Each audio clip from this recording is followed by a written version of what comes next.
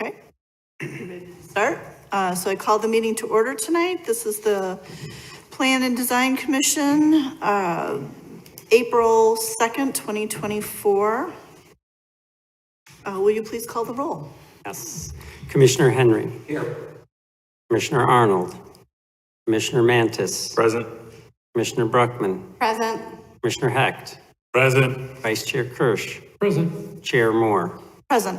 We have a quorum, Madam Chairman, and I do recognize Jackson Roberts, student representative, and Marcus Martinez, Corporation Counsel. Thank you. Thank you. Alrighty, first on our agenda is to approve the minutes from the last meeting, which was March 19th of 2024. Can I get a motion? Move approval. Can I get a second? Seconded. Any discussion? All in favor? Oh, sorry. Trying to remember, I thought I was here at the last one, was I not? I don't think you were. I wasn't, okay. Then It was very I was here. sparsely attended. Yeah. And then, All right. So we have a motion on the table. All in favor? Aye. Any nays? Okay, Ken Henry is abstaining. I guess you have to abstain too, Commissioner. Yeah, abstain. All right, so that means there's 3 of us with a yes and 3 abstentions. Motion passes. Motion passes. abstentions. Yes. Abstention goes with the affirmatives. And I can bore you with the details, but Oh, please don't. A lot of math for Tuesday evening. All right, we really only have one item on the agenda today, and that is our public hearing 2024 ZTA 001 for a zoning code text amendment to modify the planned development regulations to allow modifications to chapter 173 for fences, to modify non-conforming regulations related to fences, and to modify other related regulations regarding fences. Planner Burhop, I believe you have a presentation for us. Yes, thank you. Be clear, so this does impact. That's correct. The changes before you impact both chapter 173 and chapter 150 of the city's code. They'll only be, the commission only make recommendation on the chapter 150. Technically, that's correct, but we're sending it as a whole package, yeah.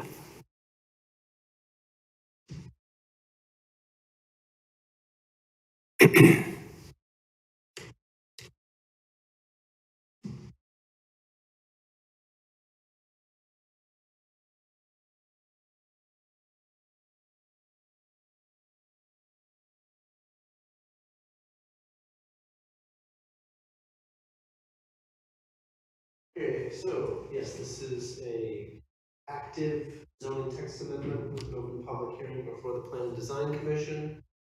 Staff recommend the commission reopen the public hearing, take testimony, consider the request and deliberate, and adopt the FOF findings of fact, recommending approval if appropriate. The purpose of this amendment is to, broadly speaking, harmonize city zoning and fence codes as chapter 150 and 173, streamline consideration processes and address the need of residents. Ordinance summary, this is a very brief summary. There's an ordinance included in the packet. So number 1, the streamline considerations. That gets to making where a planned development, a PUD, can modify fence regulations as where it cannot right now. And also the PDC, Plan and Design Commission, can consider materials variations concurrent with height variations. And that's just meant to streamline processes and make them more efficient. So to come to a board or commission, but it just streamlines those processes. Addressing the needs of residents, the following have already been discussed by the commission. 8-foot high fence will be allowed along select arterials for functional rear yards only. 6-foot high fence will be allowed along remaining arterial and collector streets for functional rear yards only. 6-foot high fence will be allowed for unimproved right-of-way, ROW right-of-way, with a covenant that requires if somebody puts in a fence and then they intentionally remove it, and the street was improved, they'll not be able to replace it except in a compliant manner.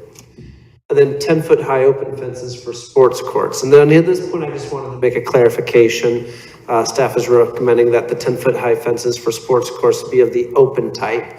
The ordinance does not reflect that. That is the staff recommendation. There were really only two open items left to discuss. The vision clearance and open fence type, and then just a final update on the higher order street map exhibit. And so that's really all I have to discuss unless there are questions.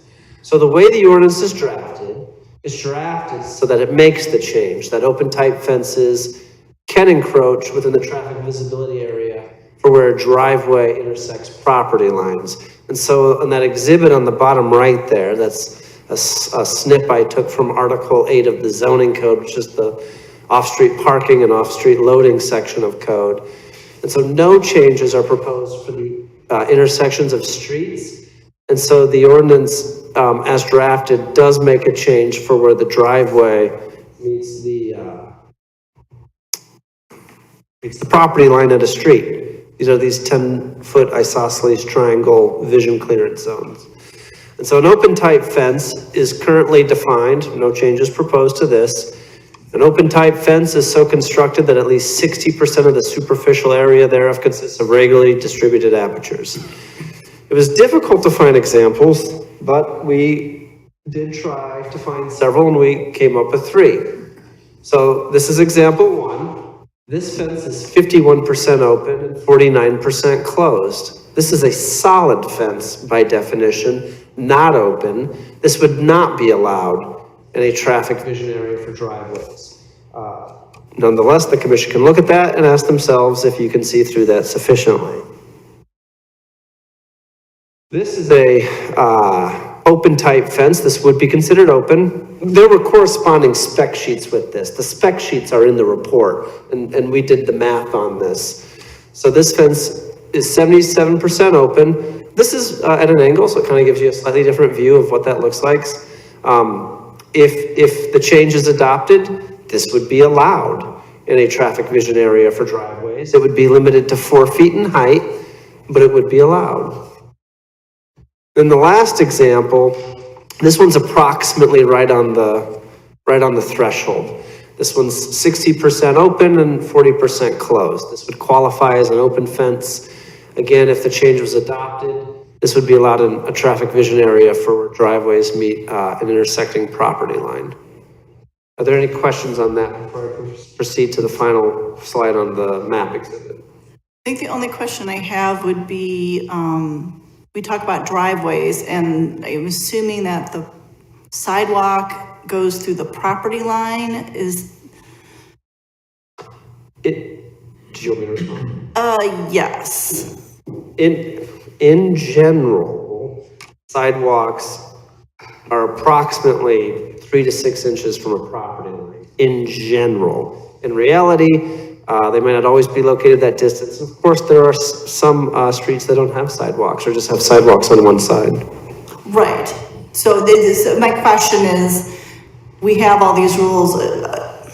I guess this means the driveway to the street intersection. I'm assuming that 10-foot by 10-foot isosceles triangle also includes the sidewalk. I guess I'm trying to figure out how we're protecting pedestrians as well as preventing a car accident from, not being able to see the car coming along the street because the fence is there. Would we not also want to have protection for the pedestrians on the sidewalks? Well, and again, we put it to the commission. If the commission doesn't want to make this change, this change doesn't have to occur. But to answer your question, this dash line here on this exhibit, again, in real world examples, obviously there'll be some degree of minor amount of variance, but on this exhibit here, the dash line is the property line. Right. So that vision clearance triangle, what is the right angle called? Oh yeah, the right angle. The right angle is at the driveway and the property line. Right. And so on this exhibit, I believe Sidewalk right here. Oh, that's the sidewalk. I thought it was the funny dotted And I thing. think this is the boulevard, the grassy area, and this would be the street. That's just on, obviously, that's on this exhibit. Real life examples are obviously going to vary slightly. Okay, just wanted to make sure that we were covering that. Okay, thanks. I do have one quick question. So we kind of touched on this, when we first talked about this. When you're talking about, openness of a fence, you are talking about as you're looking head on only, correct? So if this one's 5149, that is measured as you're looking directly perpendicular to the fence? Well, it wouldn't matter what direction you were looking at it. It's just the, how much, if you take a single segment of that fence, how much of that superficial area is open. So if you go from the bottom to the top, and from whatever you mark as your side by side, that's a box of the fence, how much of that area is open, meaning you can see through it. So the reason I ask is because when the fence is vertical, right? So if you actually go to the next example, depending on the width of those fence posts, as you kind of are at a different angle, I feel like it would be harder to see through. I think I see your point. And you could see it right here, the degree to which that would be. It's, easier straight on than it is over, but they're still visible. The tree is still visible either way. Well, if those fence posts do get bigger, then that percentage is getting smaller, the percent Correct. open. Percent, yeah. Which I Yes, guess that's my concern I agree. is, When they're looking at the percentage, they're looking at it full on and then just doing the math for this amount of area is covered and this area isn't covered. right, but as you are looking Right, at at it an through an angle. angle, your visibility becomes more obstructed than, Yeah, I agree that for fences with vertical bars or columns, whatever you want to call them, as your angle changes, the visibility changes.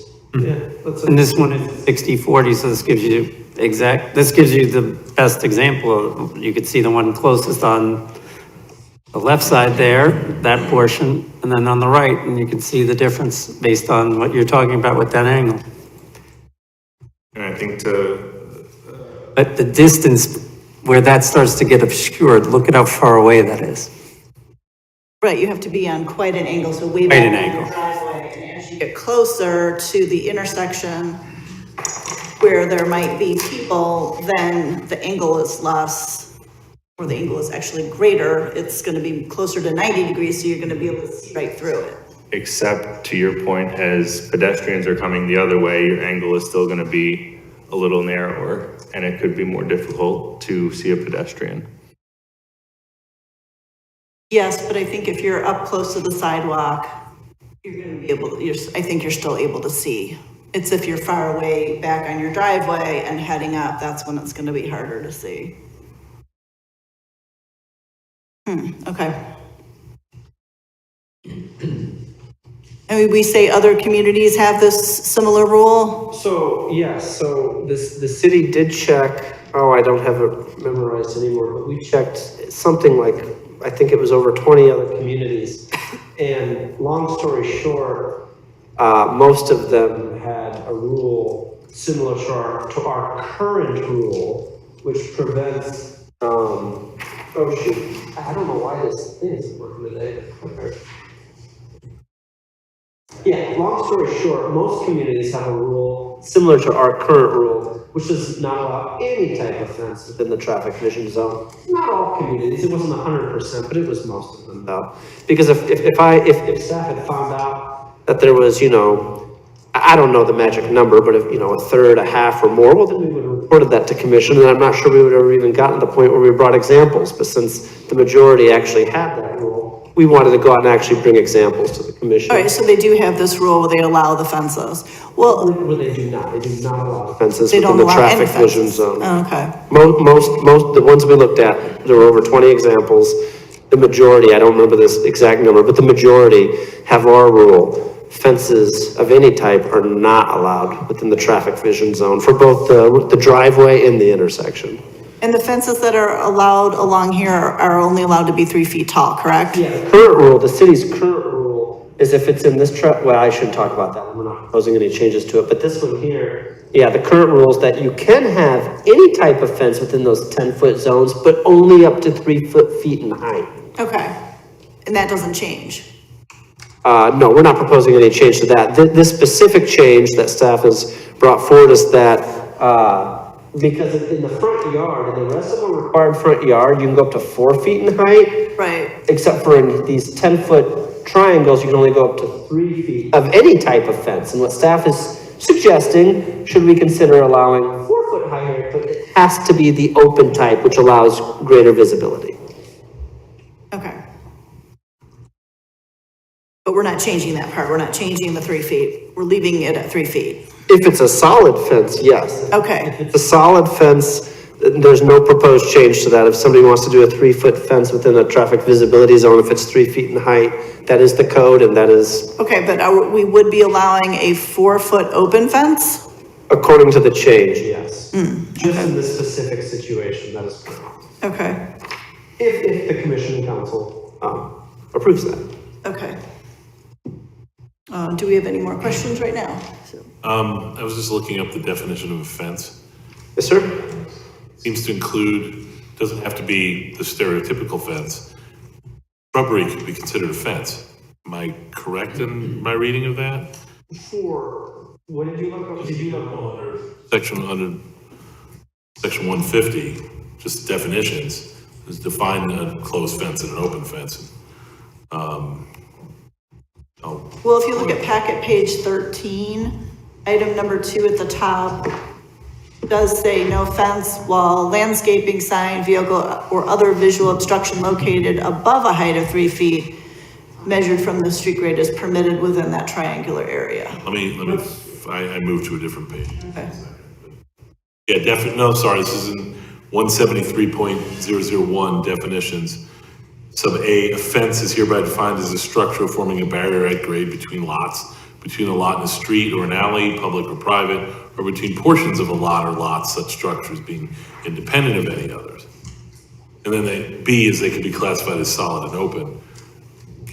The reason I'm asking is, sure, I don't put a fence up, but I put up a 6-foot tall shrubbery that completely blocks the views, and either in corners or on any driveways, and it functions the same way as a fence.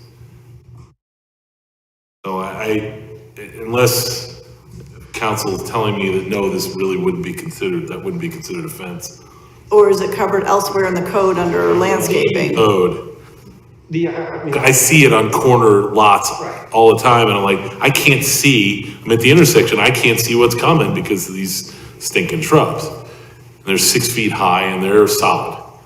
So technically, Most of the year they're solid, not in the winter so much, but, It's not just corner lots. right. I'm talking about one down the street from my house in particular, Next door. but I'm sure they're all over. would you like me to respond, Chair? Yes, please. So, yeah, so no permit is required for shrubs and plantings and landscaping.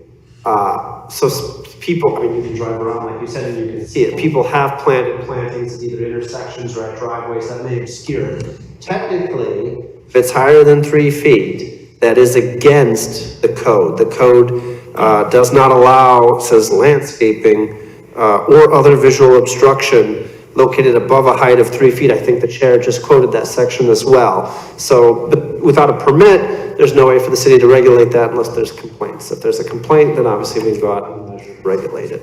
Chair? Yes. So a fence is a structure, and as I'm looking at the definition of structure, it's anything constructed, reconstructed, or erected, or any production or piece of work man-made or composed of parts, joined together in some definite manner. Certainly it's not the latter, it's not man-made, it's not composed of parts. If we're talking about landscaping, constructed, reconstructed, or erected, I would argue that a shrubbery is not erected. I mean, it grows, it's natural. It would be down to, I think if it's challenged, the zoning administrator's interpretation, but I pursuant to this definition, I don't see how landscaping would fit under this definition of structure. I agree. I concur, Mr. Chair. Yeah, well, this is other. If it seems to be covered elsewhere, but that, but when we're talking about here, we're just talking about fences. And me, it would seem that, but unless it's already there, and it seems like it's already there, Right, so- my suggestion would be, let's say fences and landscaping, because they can serve functionally the same way. I'm not trying to expand the definition of fence. But if fence does not include that, then maybe it should. Maybe we should add that. I think it's covered under, so on packet page 12 at the bottom, it talks about visual clearances in section 150.808, titled visual clearance. And this is where you get all the definitions for fence, wall, landscaping sign, you can't have the visual obstruction, and I guess that's where it's covered. So I don't think we need to add landscaping to our fence definition. I think, All right, so we've got it. But I don't see any compelling reason to change this, particularly when, I think public safety should trump, so to speak, a change that may be aesthetically more pleasing, but really doesn't serve the public purpose of keeping pedestrians and other vehicles safe, to Commissioner Mantis's point. I'm not looking about aesthetics. Yeah, no, I know I'm what talking you're about, talking about. if Landscaping you can't stuff. see around the corner to see if a car's coming, that's a problem. Yeah. Without- But in it's the covered, proposal from staff, that's not the case. I mean, that white fence, I would hazard to say, I could see all the landscaping on the other side of that. I don't think Not that that that's, one. Yeah, not- that's what would be allowed under this. This is 60/40. If it's more than that obscure, then it wouldn't be allowed. Okay. So, yeah. Yeah, and again, the commission can either adopt the findings of fact that recommend approval, or can adopt the findings of fact recommend approval. That section in the ordinance amended, not making this change to the visual clearance requirements. Up to the commission, obviously. I can move on to the street map. That's my final slide, is that? all right, yeah, let's do that, and then we'll discuss the, So the final slide I have, I just wanted, staff just wanted to confirm that we have the most updated and accurate higher order street map from Public Works, and so there was review of that, and so providing this right now at the meeting, and this is what will be in the packet if and when this goes to the city council. So it's the same as what we already presented, except for outlined in yellow, where there are collectors. I believe those are collectors that were not on the prior map. And so this just gets to the allowing 6-foot-high fences if it's along a street, but the property line functions as a rear yard. They can go up to 6 feet in height. So it doesn't actually allow all the properties on those streets to go up to 6 feet in height for fences. This is only for those properties that are multi-frontage, and it only allows 6 feet in height for the property line that functions as a rear yard. And I can go through that again if there are questions. This was discussed at the prior meeting. This is just a fine-tuned map. do we have any questions on this one? I don't think we do. Looks like the prior map mostly just left out the town of Fort Sheridan one. That was primarily the one, but then there are the other ones. Okay, thank you.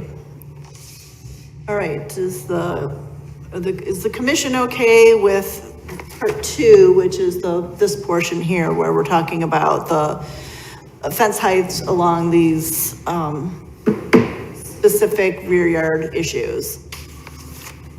Okay, so we're so far good with that. Let us return to the first portion of the changes of the text amendment. So how do we feel about this? So right now, nothing is allowed in that 10-foot triangle, correct? Yes, nothing higher than 3 feet. Nothing higher than 3 feet, but you're allowed something higher than 3 feet.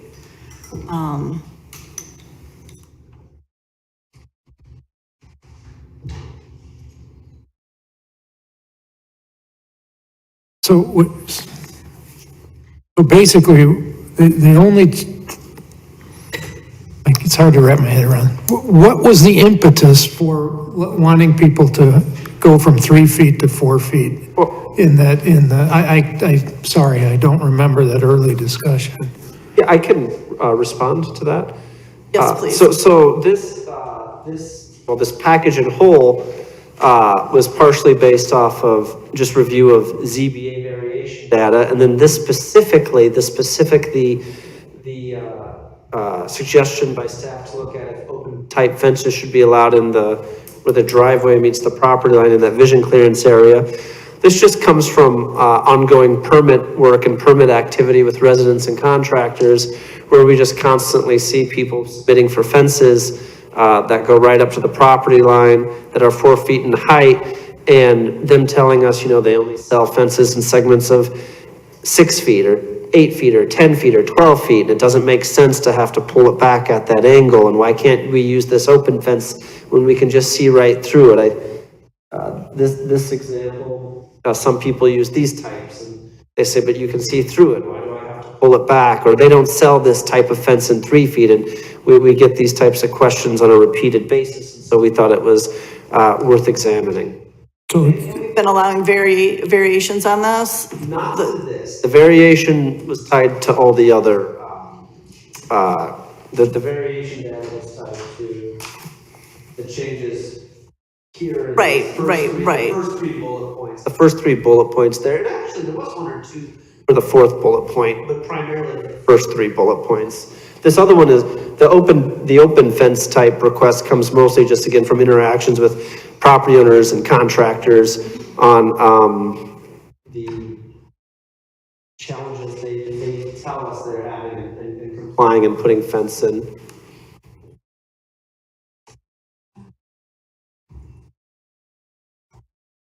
It just becomes hard for staff to justify the purpose of law. I mean, the amount of time that we just get bogged down. I mean, the customer just gets upset. They don't understand it. They're like, but it's open. Right. What do you mean? I get it if it's a closed fence, but it's open. And then, these aren't short engagements is what I could say in terms of our, and then it's just on and on and on. And then, it becomes that kind of back and forth. That's really why. That's just it. Because it's so where's staff struggling? When it's an open fence. When it's a closed fence, we're like, well, that's just what it is because you can't see and you can really make a justification for it. When it's a 60% open, it's like, it just gets really hard with the customer. That's all. It's just, it becomes the following. Why? Why? Because, that's why, because that's the law, and then the justification falls to the wayside. It's just, this is because it is. That's how it comes off. And those are the engagements.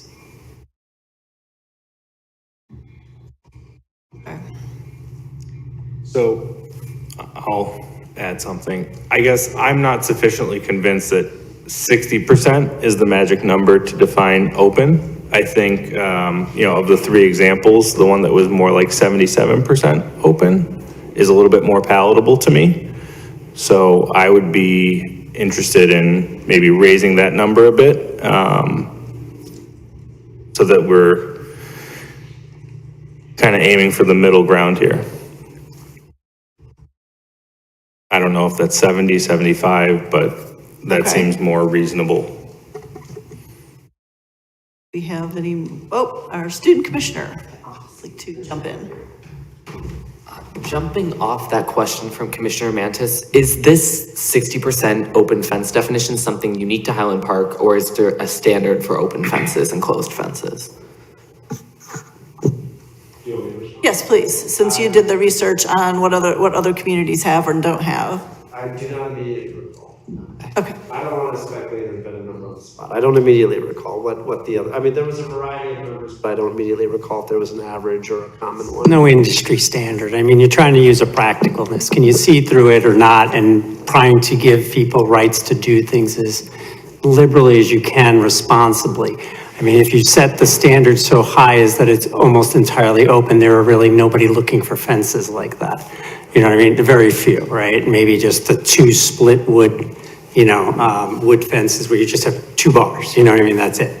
That might be the only fence that's deemed appropriate. But so there's no magic here. It's what do you think you can allow with some reasonableness of trying to achieve the objective of having the visibility, but also not unnecessarily curtailing people's rights to do things that they see as otherwise entirely reasonable and for which we have no real good reason for why it's not.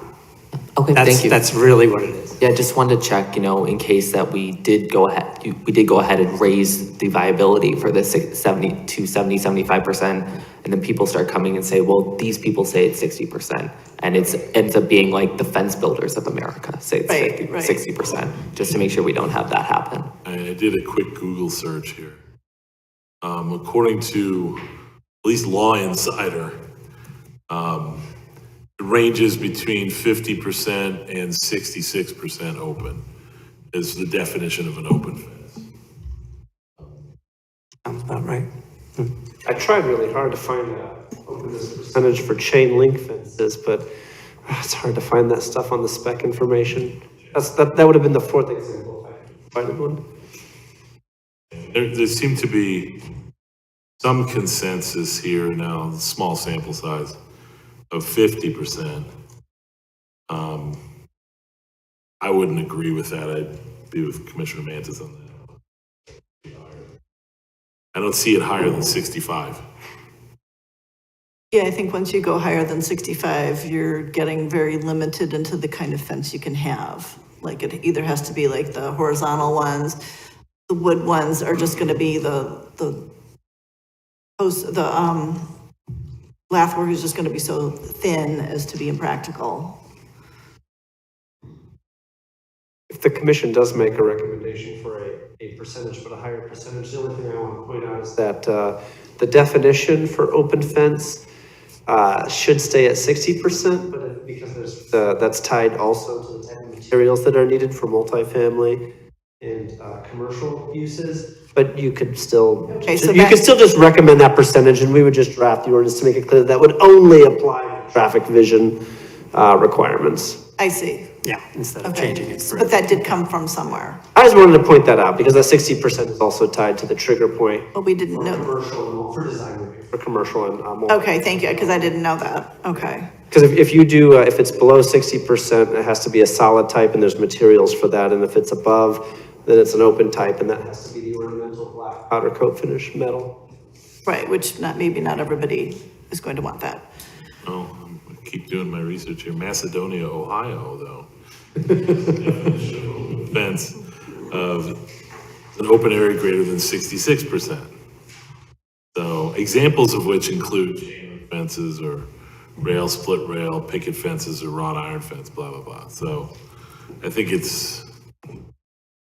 depends on what we're trying to accomplish.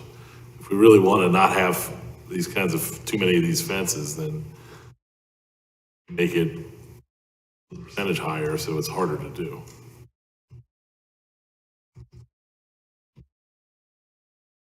I mean, I'm okay with 60 or 65, just because I think it's still better than even a solid fence of 3 feet tall.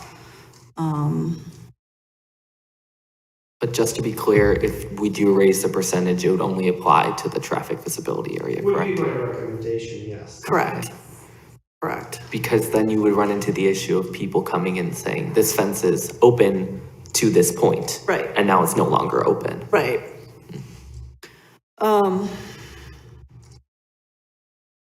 Where is the commission feeling about this? So it sounds like, Put up the one that's 60-40.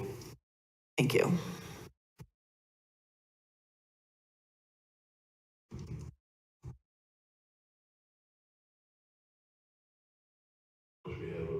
I'd love to see that.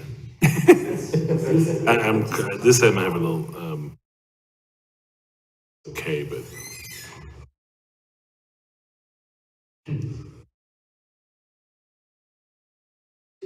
Or we can do what Walter used to do and do like a thumbs up, a thumbs down.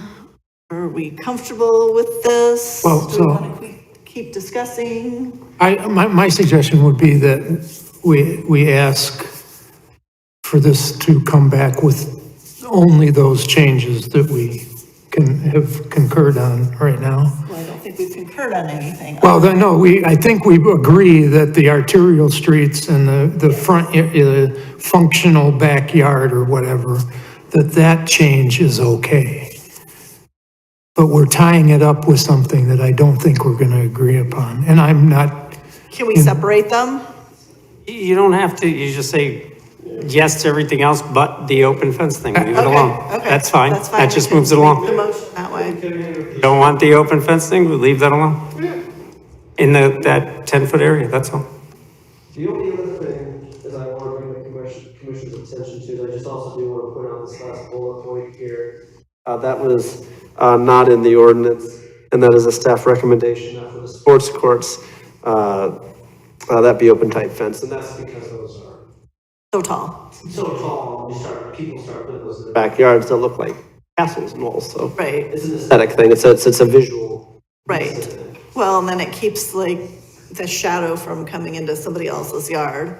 So it sounds like to me the commission is clear on the two of the three, the only thing the commission is still discussing is just the open type fence and The open type fence in the traffic vision area.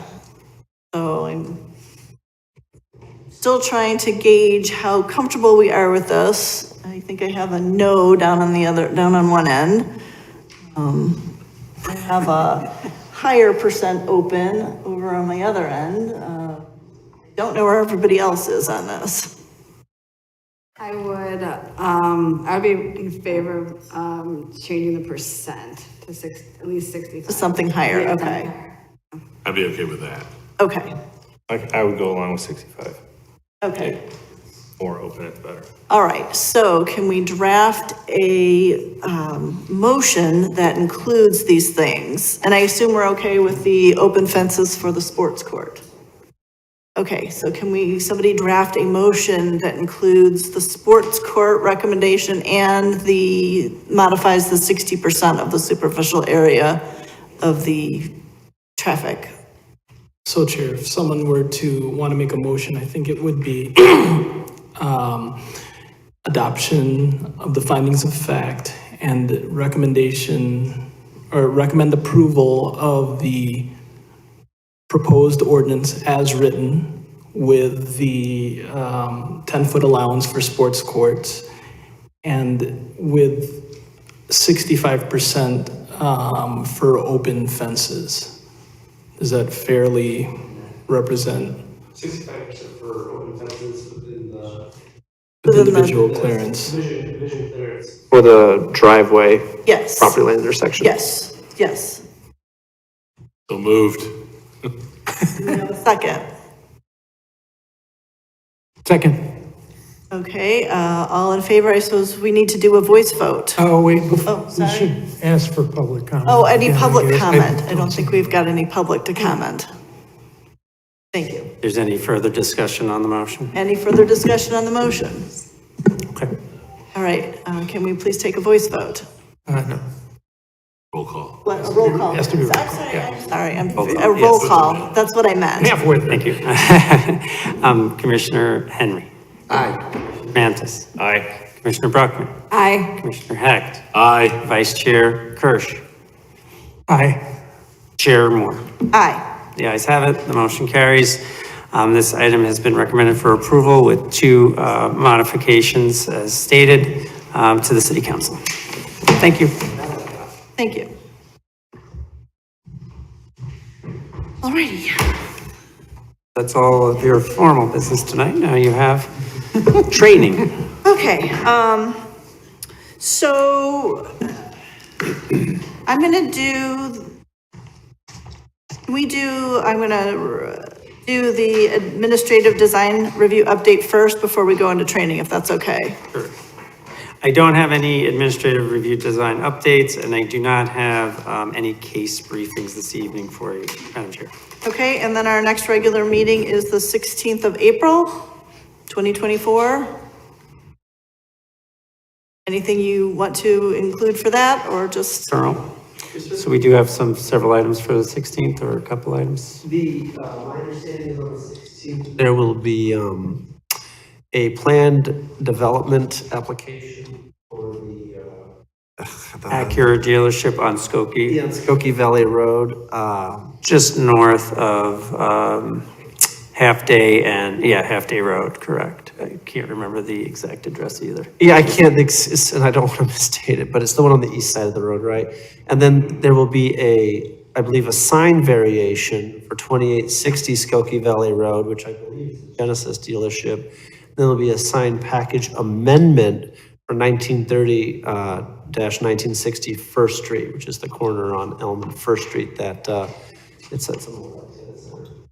Those are the three that come to mind. I think that's everything. Great, thank you so much. All right, so let's move on and do our annual training, please.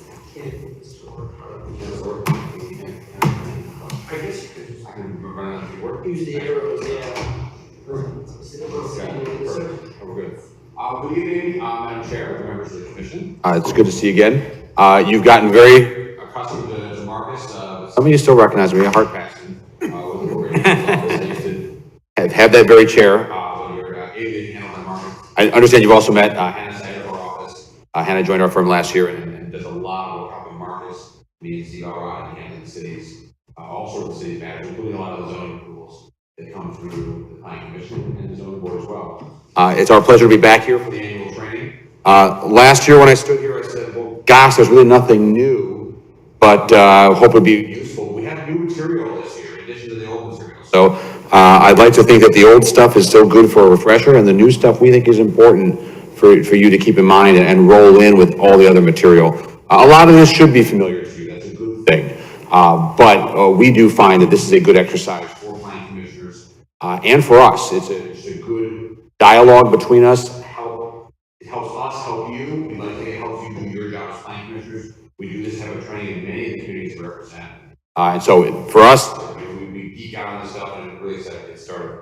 So let's jump into it. Our agenda is similar. We have some additional content as I have previewed, but we'll cover the same topics we always do as a general rule. Cover your jurisdiction. When we talk about the Open Meetings Act, spend a little time on that. Very briefly on the Freedom of Information Act, it is relevant, although not as much to you as to city employees or city council. Certainly we're going to cover procedure and Robert's rules, and then finally a refresher on the city's ethics guidelines. In terms of your jurisdiction, you have a lot that you are empowered to do, and you see a variety of these really on every one of your agendas for the most part. Tonight's a little bit lighter, but I know you get a good cornucopia of zoning and land use matters.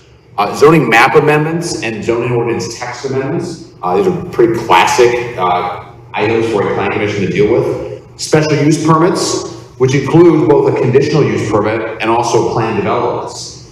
Comprehensive plan amendment, this is pretty rare, but if you start reading the plan commission provisions of the Illinois Municipal Code, I confess I've done so. One of the first things to do is do a comprehensive plan. Every once in a while, you do have a plan amendment that come before this body for recommendation to the council. Major subdivisions, which we define Highland Park as a certain way, and that's really just within this council's discretion. And then really uniquely to Highland Park is the whole certificate of design approval process. I think many of you know that there used to be a separate design review commission, and at least a decade ago, the design review commission was folded into the planning commission. So you have that design review element. That is something unique to Highland Park Planning Commission. Planning commissions in a lot of other towns don't do that. Where there's design review, that is often a separate body. I'm not going to talk about each and every one of them. I want to talk about some of the bigger, weightier, common items that you cover on a regular basis. Special uses, and again, in Highland Park, this covers both your conditional use permit and your planned developments. In Illinois law, special use is a use that is considered to be generally appropriate in the district, but there's something unique about that use that merits a site-specific evaluation. So really, the question when you have a conditional use permit in particular is not whether we want to have this use in this district. A good example might be a drive-through. Drive-throughs, I believe, Carl, are always conditional uses, right? Drive-throughs are deemed appropriate in, say, the B3 district. But are they appropriate on this specific site? There's something about this site, in that case, the traffic circulation, proximity to an intersection like 22 and 41. Those are things that you can't evaluate in a code. You do a site-specific analysis. And then, is there something about what the applicant's going to do to operate that use that renders the proposal good or bad? And that's in terms of a public safety, health and welfare aspect of it.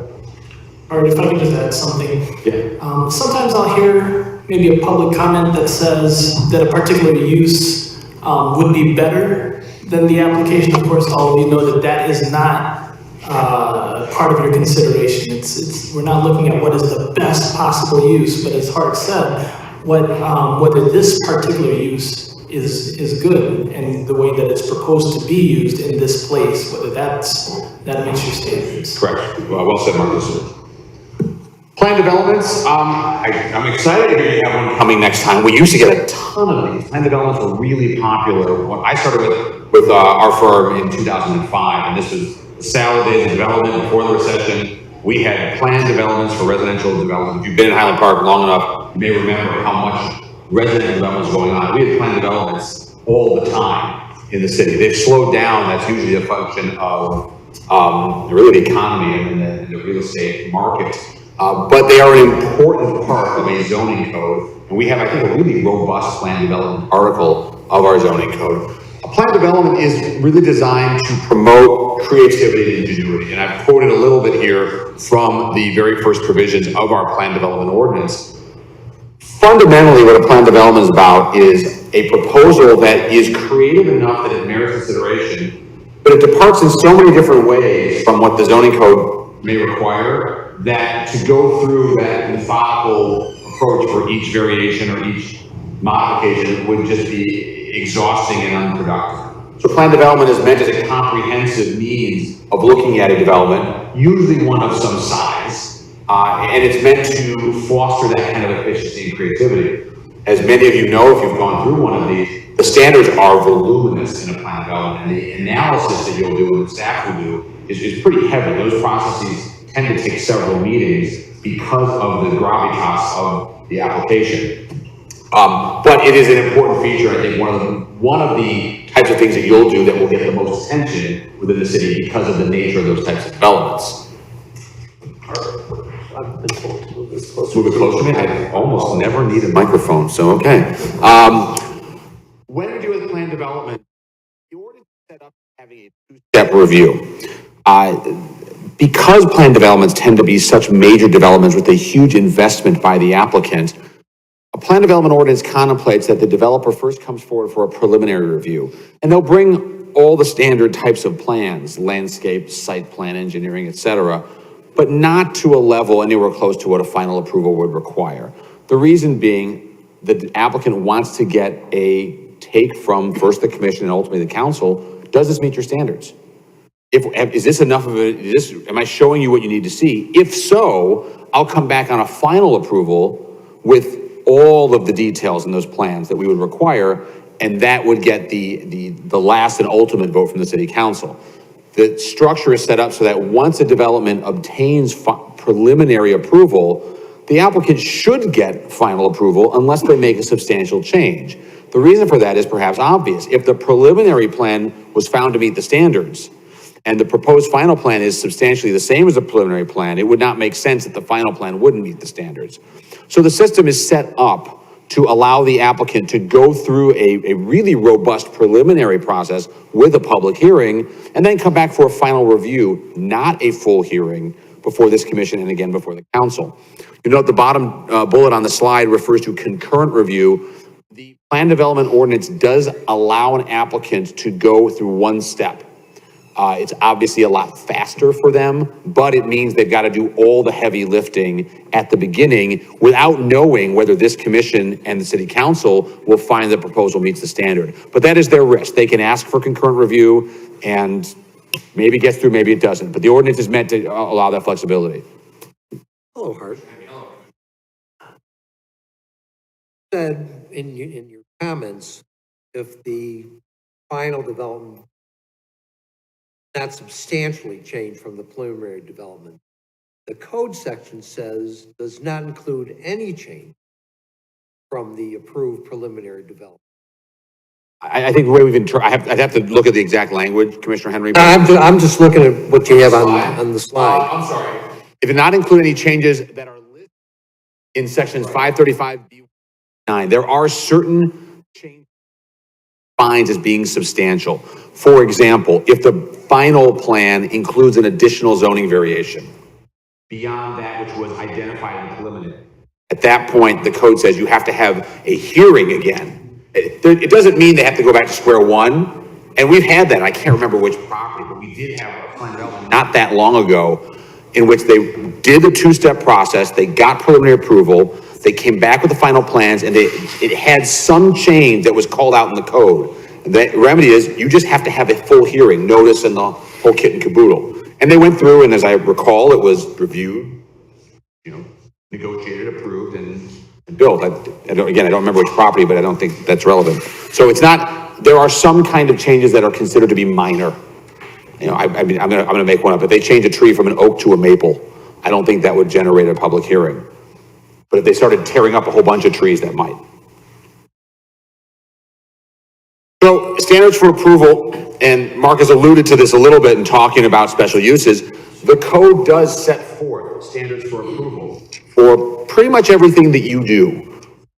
And I've identified on the slide the code sections that apply to each of these common action items that you'll take. The simple answer, and I know you know this, is you follow the standards. That is your job. The city council has set those out as the process by which applicants in this commission, supporters and objectors, govern themselves for these substantive votes. And so you follow the standards, and if the standards are met, you should recommend approval, and if they're not met, you should recommend denial. It's pretty straightforward. So our first quiz, and I know all of you know this, but I'm going to quiz you anyway. Whose burden is it to prove that the standards have been met? Who wants to be the guinea pig? Is it the staff's job, the applicant's job, an objector's job, I guess in the converse, or your job? Madam Chair. It's the applicant's job. It is absolutely the applicant's job. Easy one. Yes. Except that this is the hockey rink in the front yard. Unless the staff thinks it does, is there a reverse situation where something gets approved and an objector challenges that approval? Burden on the objector? Great question. That is something that won't come before this commission. So you were on the ZBA at that time, as I recall. And I think Commissioner Henry, that was your first meeting, and he still came around for the second one. That's for a zoning appeal. We had a situation, right, and by the way, as you know, zoning code text amendments are part of your purview, so you can read all about the process. There is an appeal process when someone believes that the zoning administrator has issued a wrongful determination on anything in the zoning code. And we had a dispute about a hockey rink in a front yard, not far from here. They want to say. On Sheridan Road. Yeah, I was going to say that. I'm trying to, It's a patio. I have some battle scars from that one, as I think Commissioners Hecht and Henry do as well. But in that case, but even then, I would say the applicant, as it is, would be the objector, the individual who thought, in that case, the staff ruled that the hockey rink did comply with code. Yeah. There was an objector who disagreed with that and thought that it did not comply with code. It was the objector's burden to show the zoning board that the administrator, which is Joel Fontaine or our community development director, had made the wrong determination. So in any event, pretty much anything under our zoning code, whoever it is that's asking for something, it is their burden to show that they merit the thing they're asking for. It is not you are calling balls and strikes, right? You're going back to the standards here. Applicant, did you meet the standards or not? The objectors, if there are any, they want to poke holes in the applicant's argument, and that's absolutely their right to do so. But it's not their job to prove that the applicant hasn't so much as to cast doubt that the applicant has. And similarly, staff's job here is only to present the matter from an objective perspective and allow you to render that decision, really tease it up. I will say in some communities, staff does advocate a position for or against an application. And there's different theories on whether staff should or shouldn't. It's really more of a policy question than anything. I cut my teeth here in Highland Park zoning, so I'm very comfortable with the way staff handles it. I think for Highland Park it works well. Again, that's my own sense.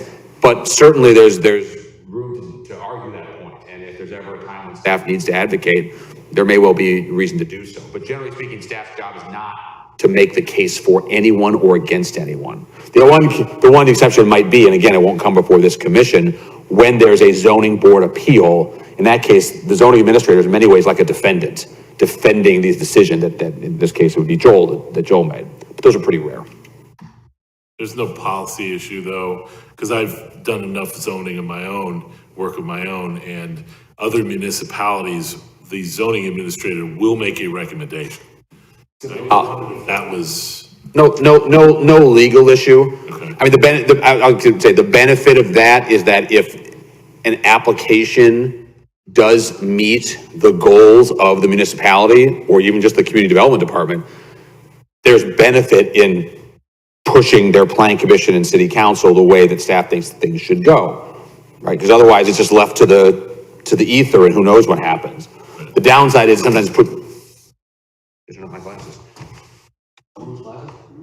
downside is that it does put staff a little bit in the line of fire on a contentious matter, and so there's pros and cons.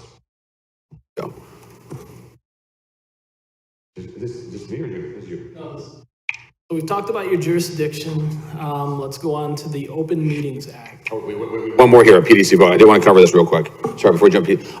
Real quick, and Mr. Burhop asked us that we cover this. Our code only has one special rule for your voting, the special exception. I didn't cover that in my first slide. Special exceptions for parking. It's kind of like a variation, but it's just for off-street parking issues.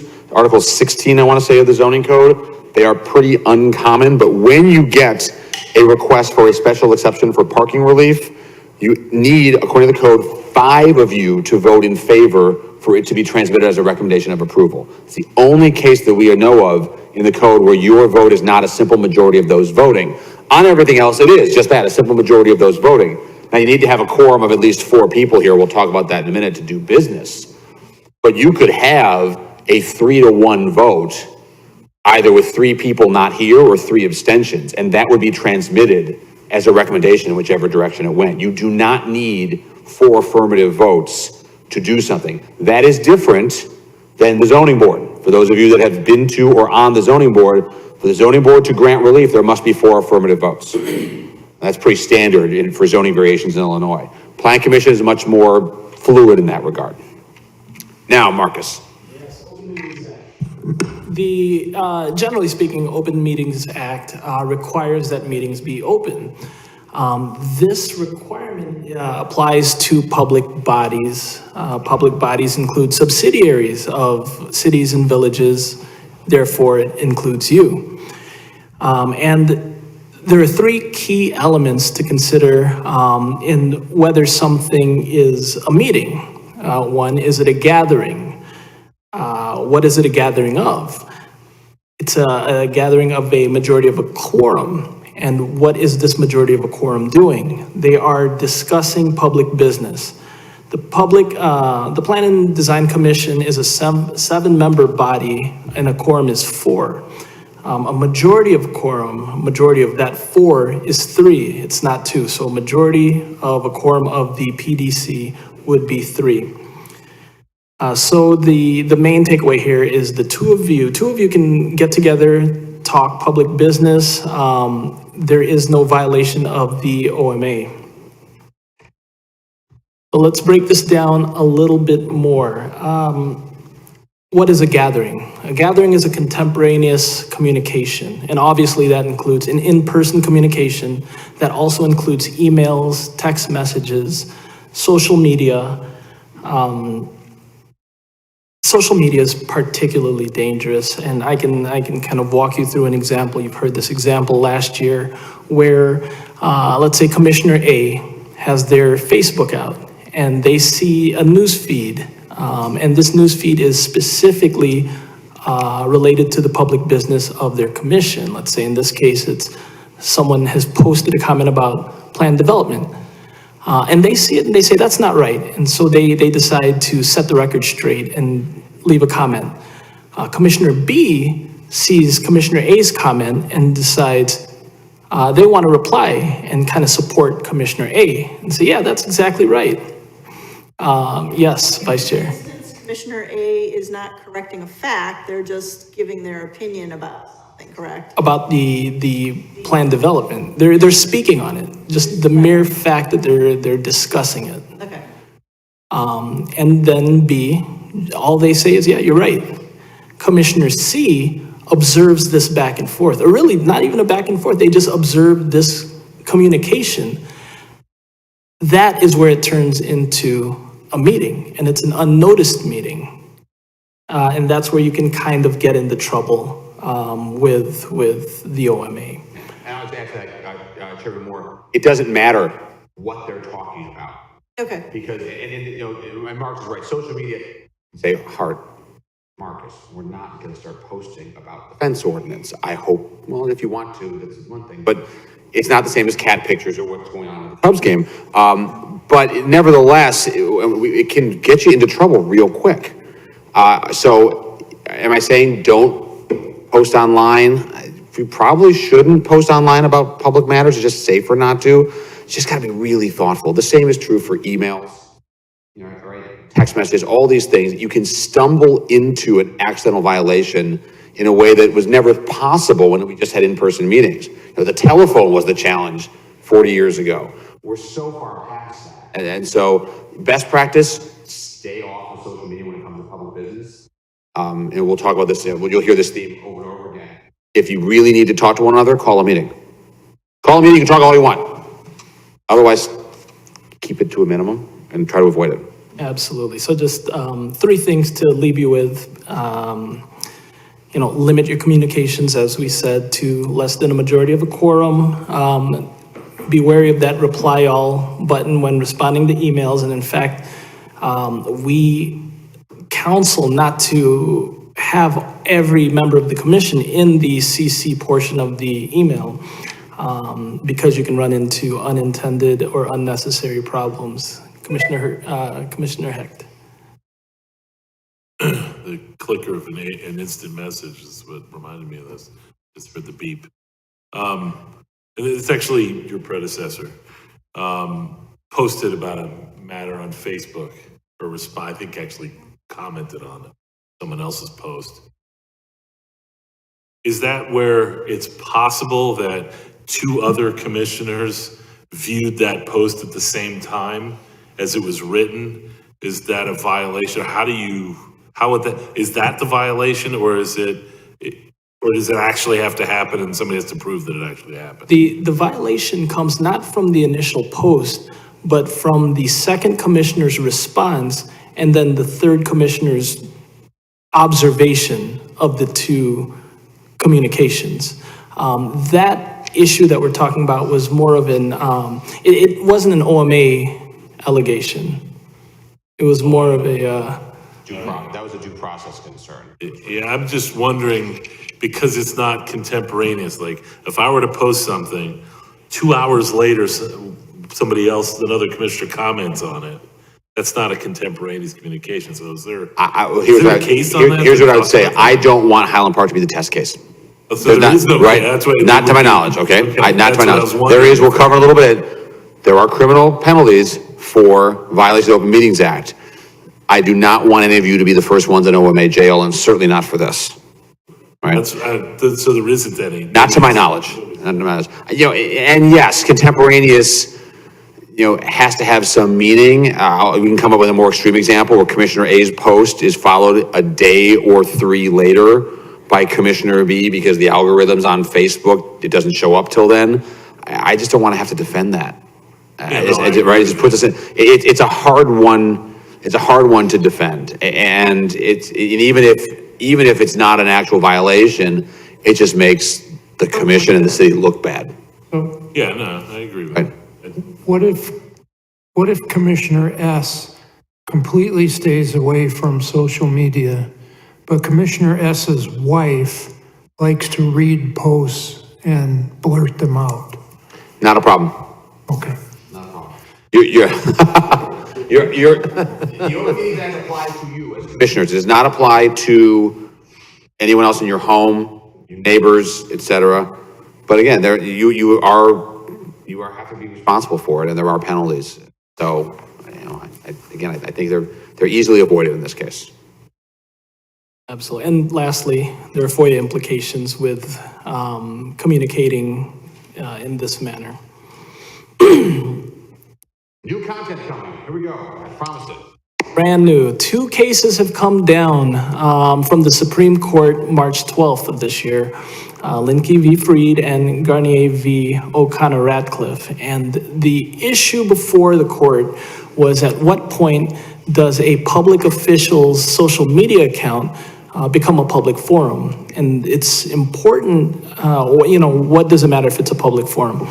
There are First Amendment considerations and protections in the venue, in the space of a public forum. A member of the public, their right to free speech can be infringed upon in that public forum in a way that it wouldn't be infringed upon outside. And so the specific question is, what has to happen in order to turn that otherwise private public official's social media account into a public forum? And what the court established was a new standard.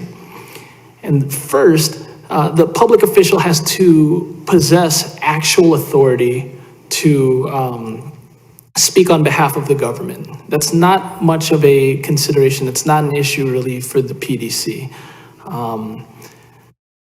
Because you all won't have the actual authority to speak on behalf of the city of Highland Park. The second, once it's established that you do have that actual authority, is that you've exercised that authority. That one's pretty obvious. The court did note that if a post expressly invokes state authority to make an announcement that you cannot get from anywhere else, this is the only place that you can get this announcement. For instance, a mayor uses their social media specifically to communicate to the public, and you're not going to find that information on the city's website. That's a strong indicator that that is a public forum. Otherwise, if you're merely just repeating information from somewhere else, strong indication again that that is not a public forum. And say, Marcus is right. It's unlikely to apply to subsidiary commissions, but I'll make one correction. You don't have authority to speak on behalf of the city, but the planning commission is its own public body. And it's maybe more acute for you, Madam Chair, but I think each of you should be mindful. Again, this is one where we don't want to fall into the rabbit hole of having to defend this. I want to, our recommendation is you don't post about planning commission matters. That's different from the council members, right? They're elected to represent the community, and the reality is Facebook, Instagram, all these social media have become outlets for communication with constituents. We understand that, and I think the court's opinions in these cases understand that as well.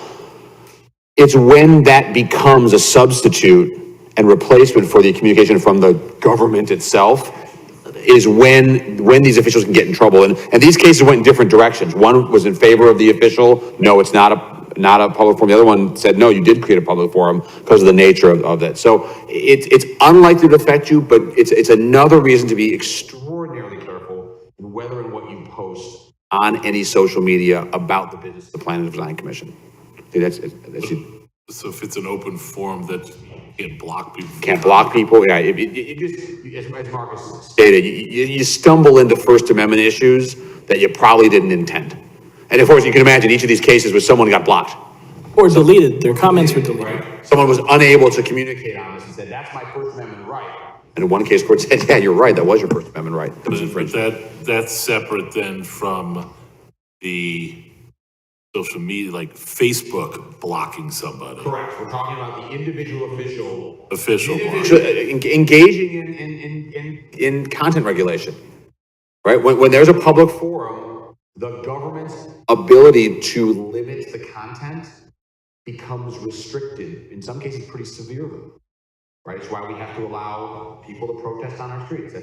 That's a public forum. We can't tell someone you can only march on our streets if you say something we like. That has now been applied. The public forum has entered into our computers. Good question? Sorry, correct me if I'm wrong. I remember reading about this, when these cases came out. But didn't one of the cases go the way it did because the official in question also included in their Facebook bio or Instagram bio that they were the member of it was a private account, or I believe they were the member of the body in question, and that allowed it to possess a demonstration of that actual authority? It takes more than just, because it it wouldn't be, I'm a member, because I think I remember what you're saying. It's, I forget the exact term, but it's like I'm a mother, I'm a something, I'm also a member of this body. But what you have to have, and what the court pointed out, was actual authority, not just, I guess, dicta, if you want to call it that. Now, that can be a factor in determining whether actual authority has been by custom established, but it's a little bit more of a bright line rule now. It's actual authority. There's less guesswork. And we'll move on from this, but another factor is when there's a disclaimer, because that actual authority is you have the right to speak. Are you exercising it? And in one of the cases, the official had a clear disclaimer: I'm speaking on my own behalf. I'm not speaking for the government. And that's, so then the court said, no, this person made it very clear. They may have possessed the authority to speak for the government, but they made it very clear they were not exercising that authority. So we'll move on. We're happy to discuss this further, but we got more to cover. You've seen this before. Let's get creative. Under what circumstances would this be permitted and not a violation of the OMA? Assume these are 5 plan commissioners. They're talking about the retirement party, Good. not talking about city business or whatever business would be under their jurisdiction. You got it. This is it. The answer, it depends. The answer is it depends, yes. But yes, that's correct. So Marcus, let's walk through what, we talked about the public business criterion Right, for meetings. Okay, so let me see where we are. Sorry.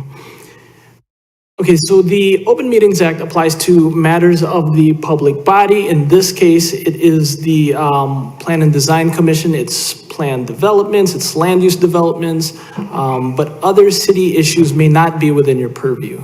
You can imagine that the city council has a much wider subject matter purview, and so they would be more restricted.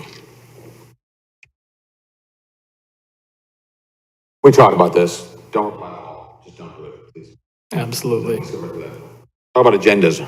So you want to, let's say you want to vet something with other members. You want to kind of take the temperature of how everyone feels. You want to bounce something off another commissioner that is within your purview. It is the public business. So what do? As Hart mentioned before, you call a meeting. That is the easiest way to stay out of trouble. Can you discuss something not on the agenda? Absolutely, but you cannot take final action on it. It's only items that are on the agenda that you can make a final determination. If you do take final action on something and it's not properly noticed, that action is voidable under the law. And so it can be after the fact, and you'll notice I saw your eyes kind of light up. It's not void, it's voidable. By who? By court. So let's say it's challenged. Someone saw in the public, and I'm just trying to work my way through how this would happen. Someone challenges a decision you made because it was not on the agenda. It goes to circuit court. Circuit court, and maybe it goes on to the appellate court, Supreme Court, can, as part of their findings or part of their rulings, void that decision. Right, but anybody can challenge it. It's voidable by any member of the public. Or at least, a resident of Highland Park in this case. Well, so have someone standing. It could be a challenge to the Public Access Council also. But yes, it's not automatically void. It is a court or the Attorney General's office through the PAC could deem, based on the specific circumstances, that the action is to be voided. There are different examples in law where something that's done is deemed void. It's done, it didn't count. This one, it's going to depend. Again, it's one of those where we don't want to get into that. We'd really rather not do it. So. You're required to take the Open Meetings Act training within 90 days of your oath of office for the Plan and Design Commission. It's very helpful, very entertaining. I found it very helpful, and it's much easier to try to learn the Open Meetings Act through taking that test than just reading the very dry OMA material. What happens if you violate the Open Meetings Act? Well, a civil suit can be brought against you. Criminal charges can be brought against you. Technically, violations of the OMA are a Class C misdemeanor, and so it's punishable by a sentence of 30 days or a fine of up to $1,500. What we're trying to tell you is, notice the meetings, put the items on an agenda, steer clear of violating the OMA, and it's pretty simple. Don't go to OMA, Joe. Exactly. And more likely, as I mentioned, court cases in the open meetings act are pretty rare. It's the Public Access Council that takes these. The PAC's office handles FOIA and Open Meetings Act matters. Most of their work is actually in FOIA, but they do have jurisdiction to review alleged violations of the OMA. And there was one, gosh, I can't remember, something very recently where they ordered a public body to go and take a new vote if something wasn't properly noticed or wasn't properly handled. So they have that within their jurisdiction of the statute. Hart, let me ask you a question. It's a minutia, but what is considered taking the oath of office? I've served on probably half a dozen commissions. I don't think I've ever been sworn in to any one of them. Should commissions be swearing in new members? It's what I gotta think about. In the meantime, I guess you can't be sitting here. How I've seen it is it's, you're sworn in before the city council. It doesn't happen at the PDC. And that's a good question. Let's look into that. Curious. Formally sworn in, it's just announced, the vote is taken at the council. Right, and then you show up at the next meeting. That's right. I mean, the council does. What's that? It's in the council Yeah, they does. vote on it, but if you're a formal oath, you're right. I haven't seen that for our commission members. I've seen it in other communities, but not in other commission We members. could buy a new Bible for it. I'm not going to comment on that. I'm not going to comment on political matters at all, or even which Bible. Never mind. I want to talk about attendance requirements. This is a unique provision of the Highland Park City Code. The code requires you to come to commission meetings. And the code has provisions for automatic removal from the commission if you miss 3 consecutive meetings or 51% of meetings, a majority of meetings in a calendar year. There is an exception for having a, quote, valid reason, and that is the language in our city code for missing the meeting. Valid reason is not defined. Valid reason is whatever the city council says is a valid reason. And they're usually pretty good about this. When someone, of course, you might have work obligations, family obligations, God forbid, sickness or any personal strife in your life. But the council can make the determination. The code contemplates asking the council in advance. That's almost always easier. But even asking the council after the fact, because it has happened where someone may have missed a meeting or two and never thought they missed the third, and then something happened. And oh my gosh, there's a process. You've got to request the council to make its finding. You've got to issue that request at no more than 10 days after the triggering meeting, and then the council will consider it. My recommendation, I don't think you should do this every time you're going to miss a meeting because that gets to be exhausting. But if you see yourself either getting close to that 51%, or if you know that maybe you're going to miss a couple in a row, it might be a good idea. And you can, correspond with Joel and Carl to tee it up. Say, hey, I want to just avoid any problems. Council's meeting twice a month, almost every month. They can review it. They can bless it, and then you don't have to worry about it. So there have been people who have lost their seats. It's pretty rare, but because they missed too many meetings. And the whole boards and commissions ordinance was rewritten. Again, that's also one that's now getting a little long on the tooth. But this was written in by the city council to make sure that commissioners are coming to meetings. And for the most part, people do a good job of it. So, but we want to make sure you have this in mind and you're aware of it. And just one other thing, if I may, Hart, city manager has set as a goal that the commissions, achieve a 75% attendance rate. That's our shadow goal. This is the law, but the shadow goal is 75%. So I just wanted to put that plug in for something that we did come up with, in consultation with council a few years back about, so how do we provide folks guidance that isn't the third rail only? You know what I mean? So this is problem and what are we expecting? And so that's why that has been stated. Thank you, Hart. The Freedom of Information Act, or FOIA, is not a major issue for this commission, but you should still be generally aware of it. FOIA is the other main sunshine law in Illinois. The OMA is the other one. And while the Open Meetings Act allows you to see what the government is doing, the idea behind FOIA is that it allows you, as a member of the public, if you request it, to get the documentation behind governance that initiates governance or implements governance.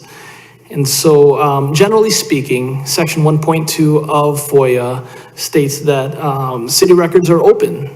And if someone requests it, it's the burden of the city to explain why it shouldn't have to produce it, if indeed it doesn't want to produce those records. And there's various exceptions with refusing or arguing that you should not have to produce records in FOIA. Most of them wouldn't apply to this commission.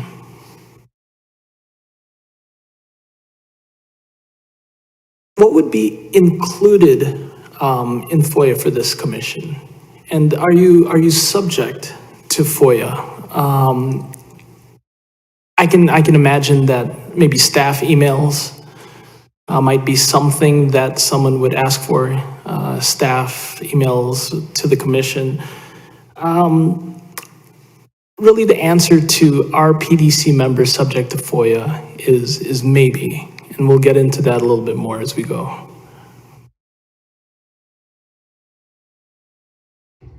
In the case involving the city of Champaign, I'll give you the high points. There was a city council meeting. In the audience was a reporter, and the reporter could see that the city council was having a conversation with each other on their phones, maybe via text message, maybe via email, but it was very clear that they were conversing with each other. So the reporter asked to FOIA the information from the cell phones. And the city's response was that these cell phones, the texts or emails, those are not our records. Those are the private emails, those are the private cell phones and text messages of the individual council members.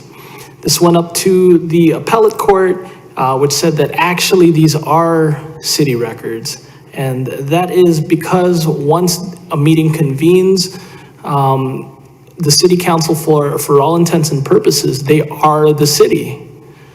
And so the records being created in that moment, from gavel to gavel, those are city records. What the court didn't address is how you go about getting those records from the city individual council members. And really, it's not been answered ultimately how you get those records. There's another case, BGA versus City of Chicago, which began to answer that. And essentially what the BGA case said is that those text messages, those emails are public records if they are sent to a majority of the quorum. There's a later case involving the City of Chicago and former Mayor Rahm Emanuel. And what was important about that case is that a mayor's records, a mayor's city records are always FOIable because the mayor is always on. This is distinct from a board where you have to be together, you have to be convened in order to be a board. Individually, you all are not, you all do not have power in your individual capacities. You all have to be convened as a quorum during a public meeting in order to make any sort of decisions representative of the city. That's not the case with the mayor. So here, I mean, I'm using an example. I see a few of you have your laptops out, and right now they're closed. I'm not telling you should keep them closed. But once that gavel hits and your meeting starts, you should be mindful that if you are sending any kind of transmittal to your computer, I'm guessing those are all your personal computers, that you paid for them, the city doesn't pay for commissioner computers. You should be mindful that that can be deemed, whatever you're sending, as a public record of the PDC. And we'd have, someone ask for it, we have to send you a request, hey, you gotta send it to us, as a public record. We'd rather not get into that. I think the Emmanuel case is important to note that it's different. A mayor is very different than a member of a commission, and that's under Illinois law. That's true of our mayor and our city council as well. Our city council follows the same rule that you do in this regard. The moment that gavel hits it until it ends, just, you are now the public body. You walk out of this room, you're on your own, you have no actual authority individually. So just something to keep in mind. That's where FOIA can really apply to you. Certainly, as Marcus alluded to, when you're sending emails back and forth with staff's emails on the cityhpil.com, those are public, and those, so you know that. We really want you to be aware of how your own, what you think is your personal conduct. You know, you're taking a boring legal training, you want to fire off a message while you just got a couple extra minutes, that could be a public record. So I know you don't sit through boring trainings, it's not an issue. All right, let's start to talk about procedure and Robert's rules. Cover some of the, again, these are things I think you know, but want to hit some of these in quick fashion. Motions, Robert's rules recommends, by the way, Robert's rules are not binding. Robert's rules are not actually law. They are meant to be an efficient tool that allows bodies, public otherwise, to reach decisions that reflect the will of the majority. I am a big fan of Robert's rules, but I am not a slavish adherent to them. Parliamentarians don't like when I say that, because professional parliamentarians want absolute adherence to Robert's rules. It doesn't actually work well for public bodies in Illinois, but I do think Roberts is a good guidepost. And certainly when you have a contentious matter, falling back to Roberts is actually a great tool that you have at your disposal to manage a contentious meeting. Motions, the chair cannot make a motion. The chair's job is to preside over the meeting. Motions must be seconded. It's not enough to have one person move it. Someone has to second it. When you make a motion, you are supposed to refrain from speaking against it, but you can vote against it. Making a motion simply says, I want this body to take a stand on the question I've said, whatever it is. You shouldn't speak against it in deliberation. That just is untoward in Roberts. But you don't have to support your own motion. Maybe you never supported it in the first place. Maybe you were convinced by deliberation that your motion was lousy. But try not to speak against it. Yes, Commissioner Hecht. Will the chair make a second? Should not, except in case of necessity. A three-member body, I've seen the chair second things. But it's usually best practice the chair as presiding officer stays out of the making and seconding of motions. Now, when you second a motion, you can speak against it and, of course, vote against it. The seconder is much more of taking a, oh, yeah, my colleague wants to ask this question. I'll second it for purposes of discussion. I think it's lousy right away. And I'll even say that, but I'd like us to get this out there too. So it's a little of the distinction. Again, not law, but this is recommended approach on motion making. I want to talk about a few specific types of motions. Those of you who've been here before have heard us say this, but this is actually pretty important. You hear the phrase table. I want to table this item. And what it is usually meant by tabling is continuing. I don't want to deal with it now. Let's do it at a later date. Under Robert's rules, tabling has a very different meaning. The purpose of a motion to table is to set aside an agenda item temporarily when there's something of greater urgency that's come up. This is the job of something like Congress, right? Where they have 3,000 things. They're not subject to the Open Meetings Act, and they're deliberating a farm bill, and there was just a bridge that collapsed in Baltimore. And we got to stop talking about the farm bill and address the bridge collapse. That's what the tabling is for. You're not supposed to use this when you just want to set a time in the future to take up the matter. That's not the purpose of a motion to table. What you really want is a motion to continue. And so when you have matters before you that need to be discussed at a later date, and this happens with regularity, as you all know, the motion should be a motion to continue this matter. If you specify the date for the continuance, then you will have preserved the legality and viability of the notices that are required under law. So usually we recommend you do that, because if you don't, this now folds from Robert's rules back into Illinois zoning law and our own city code. If you just move to continue it to a date uncertain, whenever the date comes that the matter is going to be heard again, the applicant has to renotice the whole thing. When the motion, hypothetically, a matter is noticed for tonight's meeting, April 2nd, the public is now on notice. If at the April 2nd meeting, the commission continues it to April 16th, or even April 2nd, 2025, the notice is preserved, because if the public cared If an individual cared about, well, when's this, what's going to happen, they would have been here to hear when it's continued. So do you have to state the date? No, but understand the importance of the notice factor with that distinction. So if I may, so the reason why we say do date certain is because if you don't set the date, then the applicant's going to need to re-notice, and that's costly. We require certified notice. So keep that in mind. Some of those things can run into the hundreds of dollars, even $1,000 to do a notice. So exactly. Thank you, Joel. Reconsiderations. This is not a common issue, but it does come up, and we want to make sure you understand how this works. Reconsideration happens when a vote is taken and approved, and then someone changes their mind. The wheels keep turning as you move on to the next agenda item, and you realize, you know what, that didn't go the way I think it should have. Happens. We all change our minds from time to time. Under Robert's rules, and this is particularly important for zoning matters in Illinois, the motion to reconsider may only be made at the same meeting, where the vote was taken. You cannot reconsider in 2 weeks a vote you take tonight. Not allowed. The motion to reconsider must be made, if at all, by someone on the prevailing side. And prevailing means whichever side got the majority, whether in favor or against something. The reason for that should be obvious. Robert's rules does not countenance sore losers. So if you get outvoted 5-2, the 2 can, oh, let's reconsider it. No, you lost. The 5, any member of the 5 can move it. Now the second can come from someone else, but the motion has to come from someone on the prevailing side. If a motion to reconsider is made and seconded, then there is a vote, and it requires a simple majority vote. If that vote is approved, it is as though you have wound the clock back to the moment before the initial vote. It's basically hitting the reset button. And then you start right back where you were. So something is approved 5-2, you start talking about other things. Someone says, gosh, I didn't like that one on the property on Main Street. I moved to reconsider, seconded. The reconsideration motion is approved. You go back to the moment before the 5-2 vote and you keep deliberating. So it's a powerful tool. It is, I imagine, only on limited circumstances.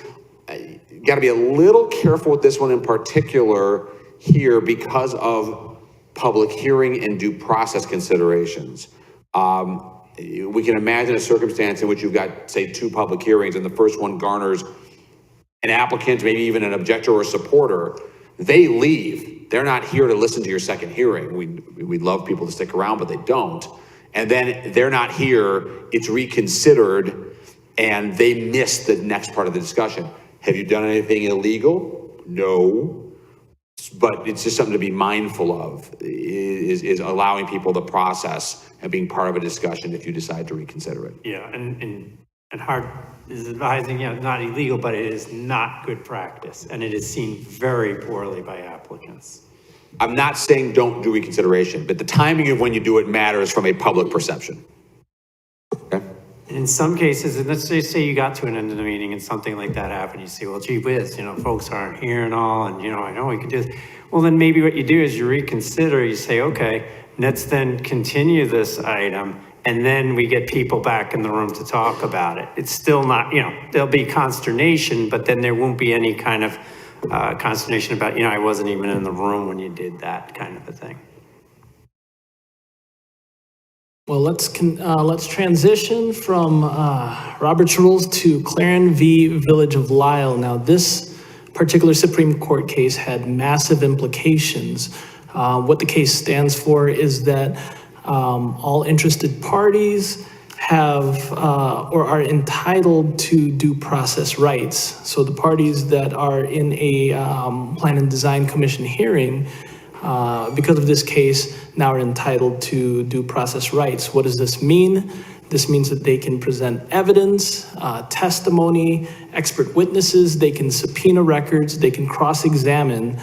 They're entitled to notice, and they can request continuance. However, what this case doesn't say is that they are entitled to a continuance. They're able to ask. And one important thing to remember is that due process attaches to everyone who is present at a hearing.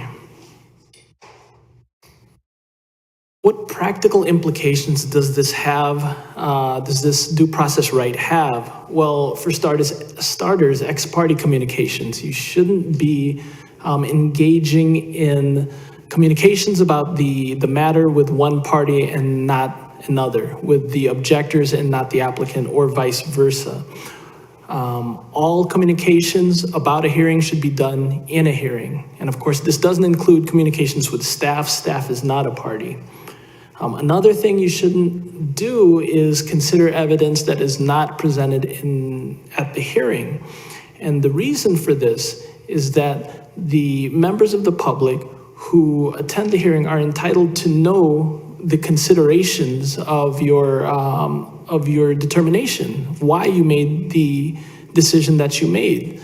Now, we always say don't do your own research. And again, this goes back to what we were saying before. It's the applicant's burden to prove that they should be granted whatever relief that they're asking for.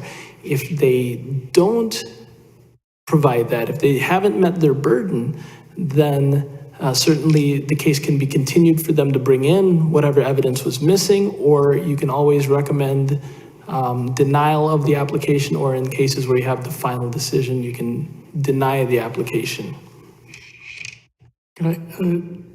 Does the applicant has the right to cross-examine witnesses? Does that include just the public speaking in general on the topic? And does it include confronting us? So, yeah, I would say, Commissioner Kirch, the Claren case was terribly problematic. It was the classic example of bad facts making bad law. I mean, it has municipal and zoning lawyers alike banging their heads.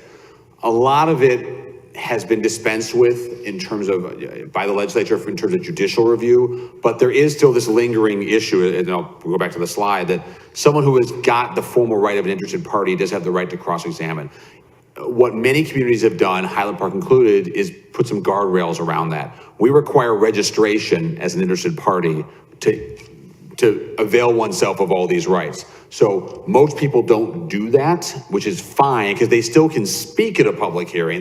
That's what most people want, is they want the ability to come to this very microphone and tell you why an application should or should not be approved. They're not looking to become Perry Mason. Most of them shouldn't try anyway, and I include myself in that. But if someone wants to be an interested party, what they could do is they could then allow themselves to cross-examine anyone who stands here and purports to be an expert or just someone providing testimony. So yes, an interested party could cross-examine the applicant. The applicant could cross-examine someone else. It's almost never done because it's so overly formal and really unpleasant.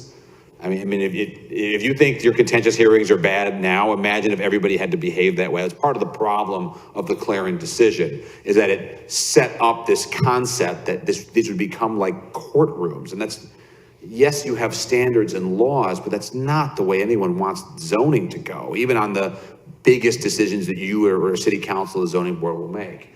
So, yes, you could see it. And if we get one where someone's registering and wants to cross-examine, you know, Marcus will be here, or I'll be here, or Hannah will be here, someone will be here to guide through it.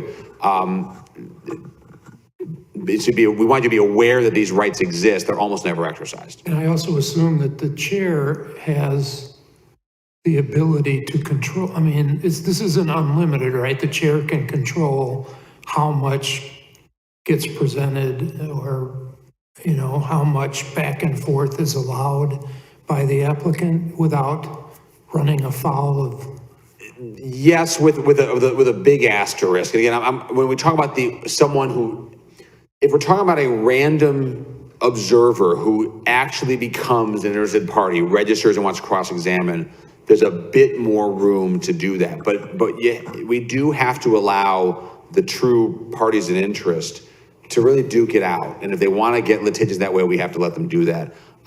What I think is important is to set, and we'll talk about this in a moment, setting universal standards, loose ones, not loose ones, broad ones, not loose, strict standards, but broad ones. So we'll set time limits on the public speaking. You know, if you're doing cross-examination, it has to be germane to the testimony. That's a classic issue in litigation for those of you that play in courtrooms. But when someone rises to the level of being a party, if they're an applicant, right, the applicant gets to make their case. We talked before about whose burden it is to prove their case. We should give the applicant the rope they need to make their case or hang themselves. And so I would discourage the commission from cutting an applicant off, except in the most extreme cases. Certainly if an applicant is repeating themselves over and over and over again, you've got other business, including being done and going home.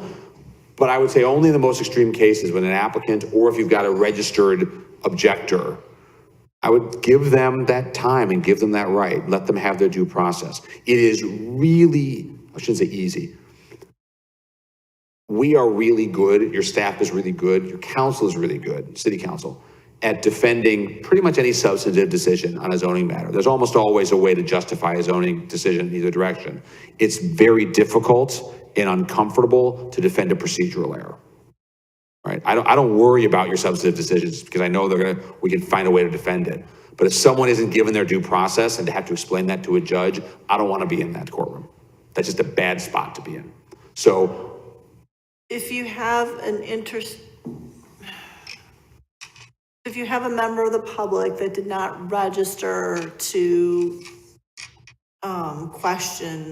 cross-examine the applicant, for example, I assume that's better handled through that person asks the chair the questions, and then the chair is supposed to ask those questions of the applicant. Exactly. So the way that, and we get this a little bit now, but let's talk about it. So first, again, we want you to know about this case because this law is sitting behind a lot of what we do, but it's very rare you'll see someone do this.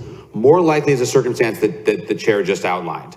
A resident comes up, I heard the applicant say the following about, and I want to know, where are the cars going to go? And well, what happens if I can't make the left into Starbucks? And have you ever had a child run over by, you can come up with all the questions. What you're right, Madam Chair, it's not for the give and take right there. Cross-examination is an art form. And it's also very formal. We don't want to have anything resembling cross-examination unless it really is cross-examination. And the more common example that we're talking about now, you're asked the question of the chair, and you can, in your discretion, would you answer those questions? Can you if the question is one that you can answer, you can try to. I think usually it's better. Again, your balls and strikes. Ask the applicant to do it. If the question is really ridiculous, you can try to dispense with it in a polite way. We want to be civil. But yes, it should be filtered through the 7 of you. And really it's the presiding officer's job to help manage that. Meetings can go off the rails quickly if you've got, and you've seen it, right? The applicant comes up and the applicant's standing here and the ticked off objector is asking them questions. Say, no, please direct your comments to the commission. We'll have the app, and depending on the nature of it, you may say, applicant, I want you to hear this now. You have a chance to answer all these questions in one fell swoop. Or maybe you do want them to come up after the person has sat down. You don't want the objector to be standing here, well, I want to ask a follow-up. No, you get your 3 minutes or whatever it is you're doing for that hearing, and let the person speak their mind. And it's important that we let them do that. And when their time is up, thank you. You get to decide as presiding officer. Do you want to have it that way? That's really just good meeting management. It settles tempers, which is, and so many times people just want to be heard and they want to know they'll be answered. And a lot of people who come here, they're passionate. If they came to a hearing, how many people don't come to hearings? If they came to a hearing, there's something that's bugging them about it. Maybe they just need a question answered. Maybe they really don't like it. They want to be heard. Most people understand they're not always going to get their way.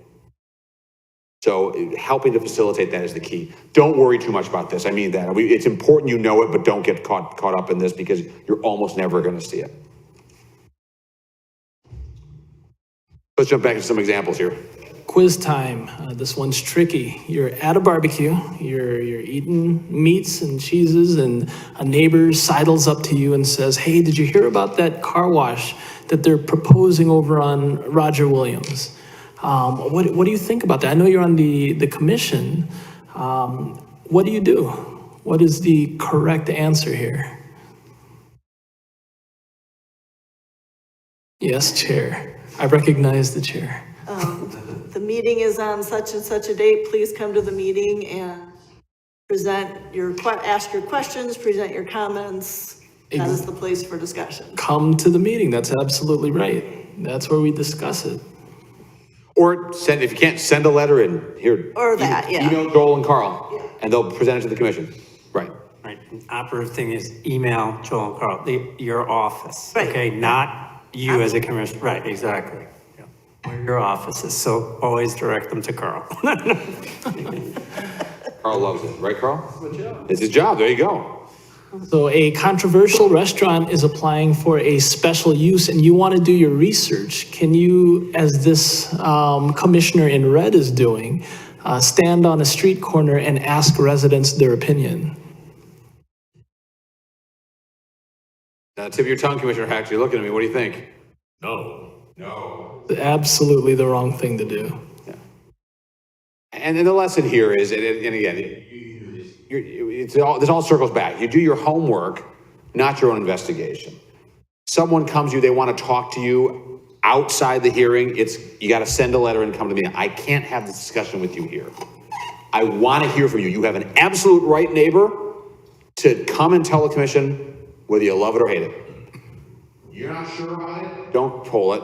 People should come to the meeting.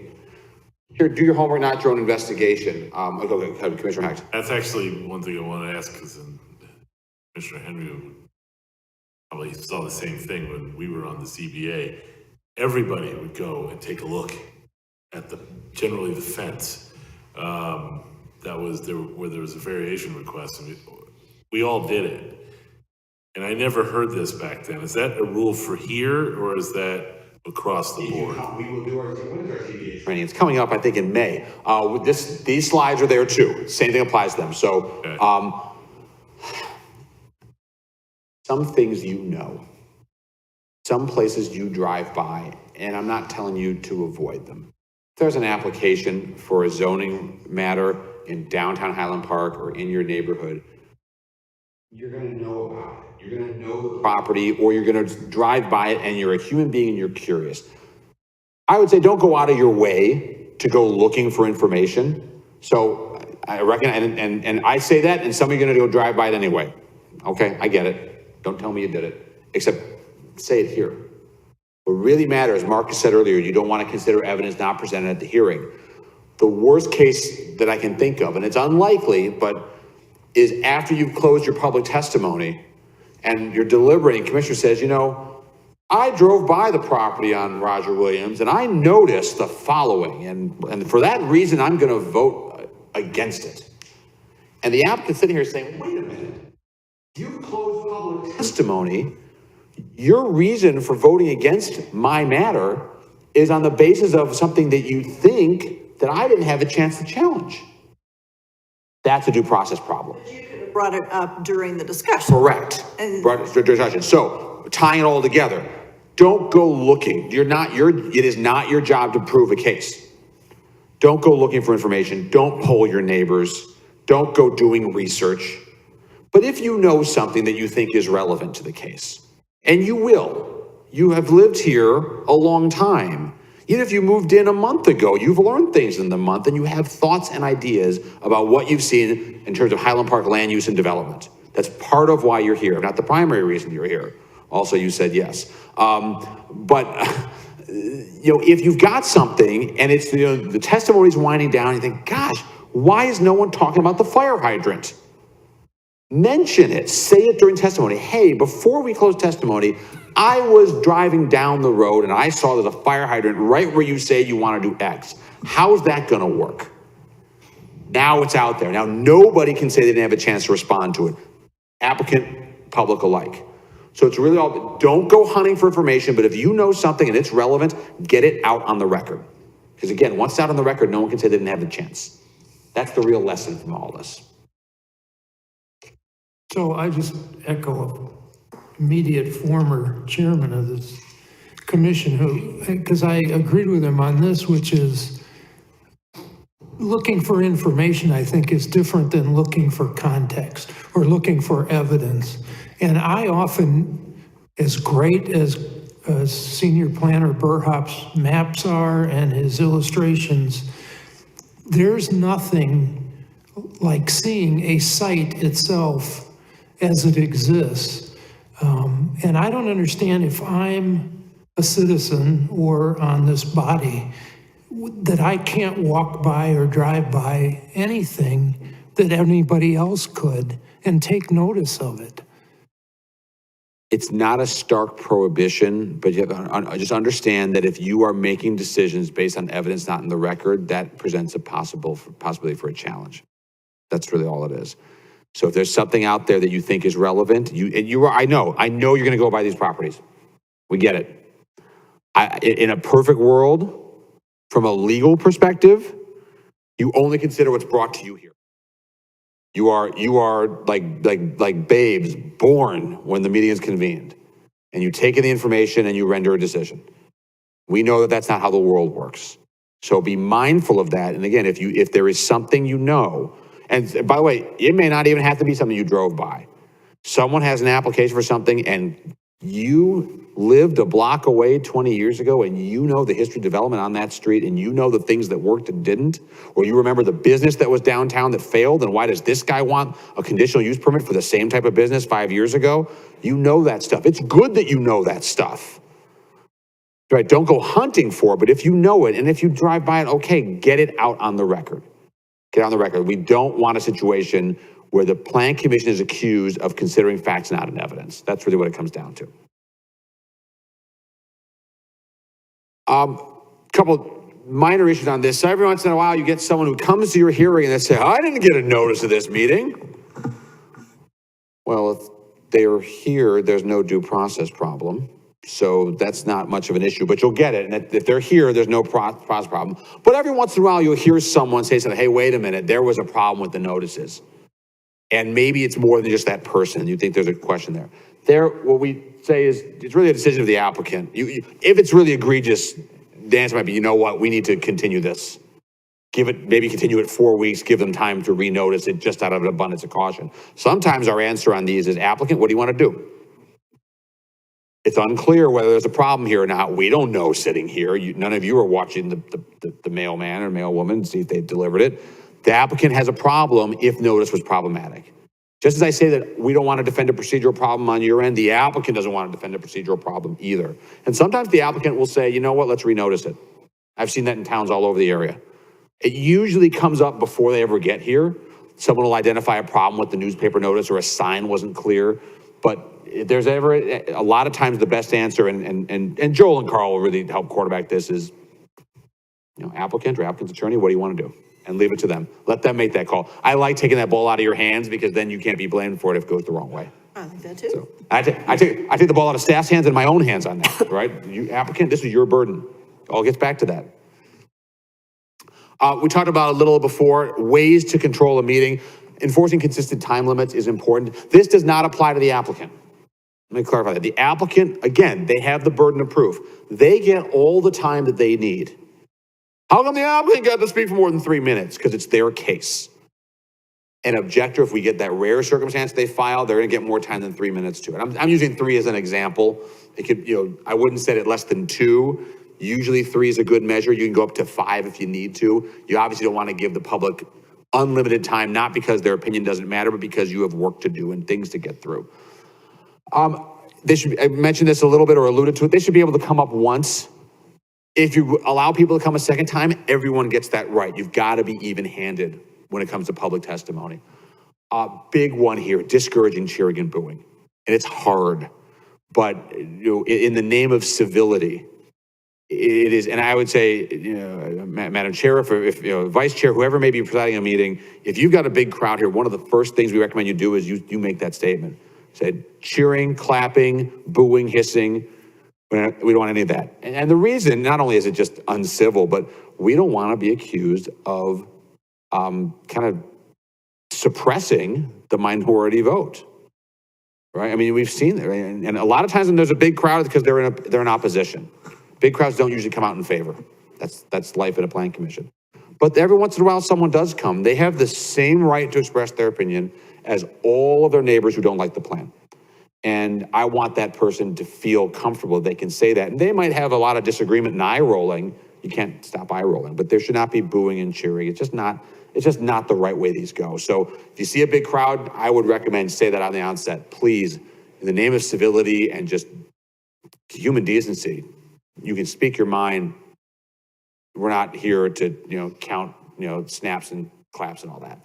Guiding big crowds, this is another one, set expectations, tell them what the time limits are. Maybe you go row by row if you've got a full room instead of just a, line up here. That's, again, it's gonna be a case by case, but these are ways you bring Robert's rules in, you wanna take the opportunity to wrap your own arms around this group and tell them, this is how this is going to go. You will have your chance to speak, but you're gonna do it nicely. Easier said than done. So this is a new test. Let's see how you all do. Let's say there's at the conclusion of a hearing, the commission takes a vote, and the first vote includes the staff's recommendations, and it fails. It's two ayes, 5 nays. They have a second motion where they get rid of all conditions, and that motion fails. But we picked up an aye vote, so it's 3-4. Third motion, that we retain all of staff's condition and a new condition, and this one fails, 1-6. And so finally the commission decides to just recommend denial. But this fails as well, 3-4. So you've taken 4 votes. What do you do? What is the answer? Denial through. You're exhausted. It's 11:30 p.m. Table it indefinitely. Carl, can I throw things at Commissioner Heck? Is that uncivil? That was deliberate. Yes, it was. Hey, boo! For a minute, I thought it was. I was like, I can't believe he said that. I've known you long enough. I've done it, and for specific reasons, and it's a very powerful It is a powerful tool. No, but So, yeah, what do you do here? You're stuck. I feel like the commission should have discussed it a little bit better before they decided to vote on it. But otherwise, I think you would move to continue it till a date certain. That's right. That's right. And give the all A's today. Yeah, you want to give the applicant the opportunity to fix whatever it is that is not leading to approval. And so when you continue, maybe they take it back to the drawing board and present something at the next meeting that's a little bit more palatable. But certainly you don't break out the sleeping bags. You don't just table. You don't, the right move is to continue and see if they can tweak it a little bit and find a way through. Probably, but you see on the screen there. Permits, that's our hypothetical. Similar language exists, certainly for planned developments. I don't know off the top of my head, I should have looked about map and text amendments.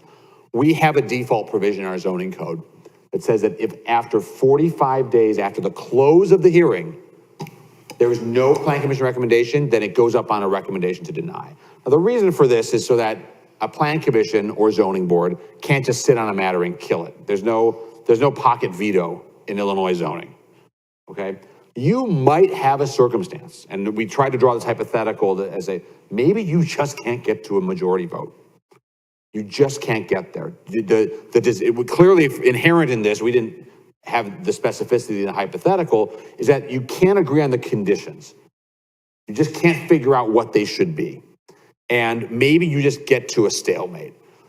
At that, your normal practice is to do as the chair suggested, as Marcus elaborated, you would continue the hearing to a future date, and then everyone can testify. You've got the full public hearing, we're all good. But you make it to a point, say, you know what, we're done. We're done. And then you don't have to continue. You can just conclude it, say there's no vote on this.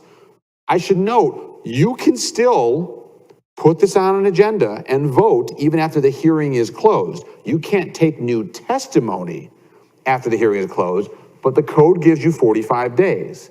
If we use our example tonight from the ordinance on fences, right? Let's just, I'm going to assume for purpose of discussion, there's the same rule here. You could have closed the hearing and said, you know what, we don't want to vote. We don't want to vote. I'd say, okay, you don't have to. After 45 days, if you haven't put this on an agenda and voted up or down, it's going to be deemed a recommendation to deny. Applicants don't like that. They want a recommendation to approve. More times than not, they'll give you as much time as you need if they think they're going to get a positive vote or they can work toward it. We recommend you keep the hearing open anyway because you want more testimony. You want the ability to consider evidence that's presented. You want the applicant in Marcus's discussion to come back with a new plan or new information and for the public to be able to vet it through their own comments on it. But I just wanted you to keep this in mind. You should probably continue talking. You should probably give a good applicant's engineer, attorney, architect are hearing what you're saying, and they're going to go back and say, let's sift through it and sort out what is it we can offer them to make this work. I know when we are on the private sector side, and we do represent zoning applicants in communities that we are not the city attorneys for, that's very much part of our job, is after that continuance. We got to give them something different. What's the justification for a recommendation to deny as opposed to no recommendation at all? A couple of them. One is that it, I think, encourages applicants to try to find a way to satisfy the commission. It clearly, if it went up on a no recommendation, then if I'm the city council, and I don't want to speak for them, I can't, but to say, well, you couldn't convince the people we have vested with the authority to review our standards that you're anywhere close. They didn't even say no. They're like, we don't know what to do with these guys. The part of the purpose of a planning commission is to do that heavy lifting. The hearing is here for a reason. So if I'm an applicant, I don't want it to be a recommendation. I want a positive recommendation. That's the first thing I want. If I can't get that, I want to get out of here as fast as I can. I don't want to be held up here, which is the other purpose of that. This cuts both ways. I've seen in some places where it's a recommendation of approval, and that's just a policy decision as well. The other reason why it matters, less so in Highland Park because of some of our own local codes, but the default in state law, in some examples, it's more common, I think, for variations. There might be for special uses too, is that if the hearing body doesn't vote to approve, it triggers a supermajority vote at the city council or village board. I don't think that applies here. I think we've got codes. I got to go back and look at that. But in some communities, not getting a positive recommendation makes it harder to get a final vote from the ultimate corporate authorities. So that's why you see these kind of provisions in zoning codes, and we're no exception in that. Hey, Hart? Yes, sir. At what point is a hearing considered closed? Is that by motion or is that by ruling? Great question. Great question. We've actually worked on this a lot with the zoning board and plan commission.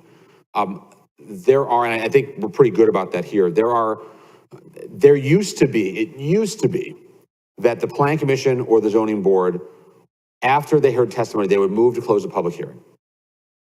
And the motion would pass by a voice vote, and then they start deliberating. And then someone would say, well, what are they going to do if the trucks come at 6 in the morning? And the applicant,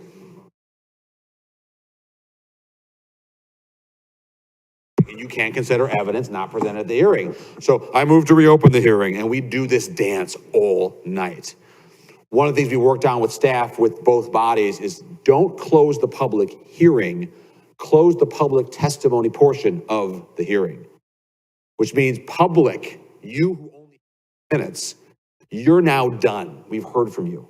It's now deliberation, and it may be the applicant can talk, right? It's a much better way to do it. And the hearing, we actually don't usually advise that you take a motion to close the hearing because you don't really need one. If you vote to approve or you vote to deny and you get your simple majority, de facto, the hearing's closed with that vote. Your recommendation goes up, you're done. In this example where maybe you don't get a positive vote and you don't continue the hearing is closed when you adjourn this meeting. And then the 45-day, in my example here, special use permits, your 45-day clock starts. So you'll see in some places, county zoning boards tend to be much more formal about this. Counties operate in a very different manner. So I don't worry about that. for what you're doing, I would not worry so much about a motion to close the public hearing. Close the public testimony portion. Make sense? Sort of. Okay. That was nice of you, Ken. Thank you. All right, last topic. I want to cover this briefly. The city's ethics guidelines. Highland Park has among the most robust municipal ethics guidelines that I have seen in my practice. The guidelines were first adopted in 2007. They've been amended on 3 occasions, most recently in January of 2020, back when COVID was but a dream. They apply to all elected and appointed officials in the city, including all of you. Summary what the guidelines cover. They cover interest in city contracts not likely to apply to the Plan and Design Commission, very applicable to the City Council, and maybe some of the other commissions that have contracting authority, like the Housing Commission. The big ones that apply to this commission, and really to all commissions, are the restrictions on representations before other boards and commissions, and your disclosure and recusal requirements when there's an applicant before you that you have some connection with. Under our ethics guidelines, if you have a relationship to an applicant for which the guidelines demand recusal, you must leave the room. And our guidelines are pretty specific. You have to leave the room and you can't communicate about that matter with staff or your other commissioners until the matter is concluded. You have to disclose. This was done very carefully by the council, recognizing that sometimes the nature of your relationship is sensitive and may even be confidential.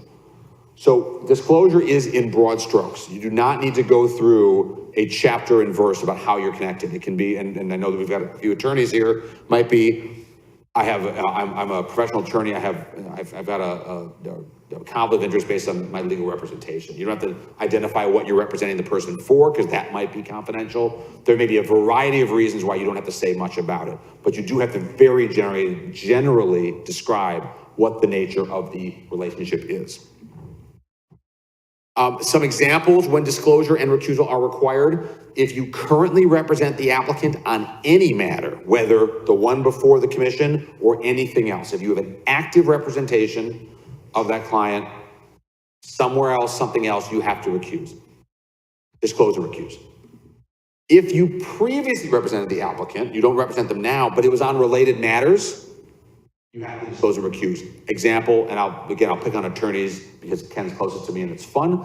But if you represented an applicant on the purchase of their home, and then 2 years later, successful closing, of course, because it's Ken.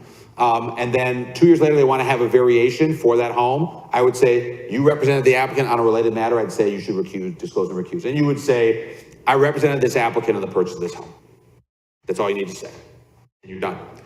The applicant's a family member. Family members defined in the ethics guidelines. It is yourself, it is your spouse or domestic partner, it's your kids, parents, grandkids, grandparents, siblings, and then those relationships with one another. So it's meant to kind of get that pretty big web of people that you're close to. How many times removed is it? Not getting into that. So, not cousins. For your grandfather's sister would be a conflict of interest. Your wife's, your sister-in-law, your nephew, your daughter-in-law. How about your cousin's husband? Probably not. Well, third cousins, I mean, that's what I'm Right, looking sure, at. What it's point not, the family member's not defined there. There is the appearance of impropriety. I'm that in a minute. Oh, got ahead of, nope, I went the wrong way.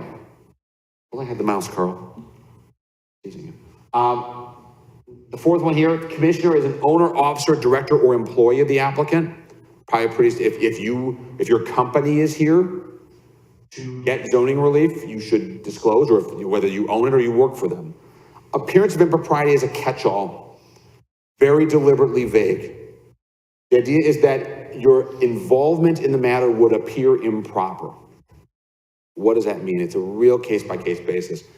Your third cousin's husband, not a family member under the definition of family member.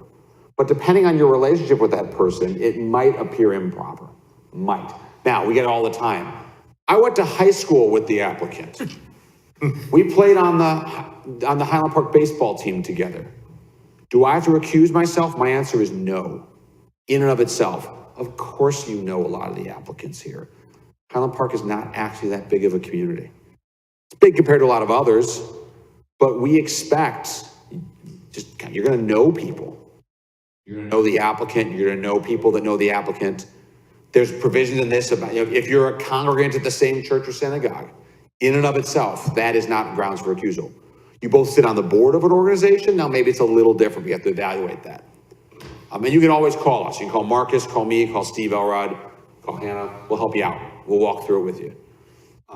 But most times the question really comes down to, on this last one, do you think you can be impartial? You're not sure? Say, recuse yourself. But your job here is to vote. We err on the side of you are here to be part of it. And unless you fall within one of the required recusal categories, you should be sitting up there and renting your opinion. So, but I don't know, never hesitate. You can always reach out to us. We'll walk you through it and try to give the best advice we can.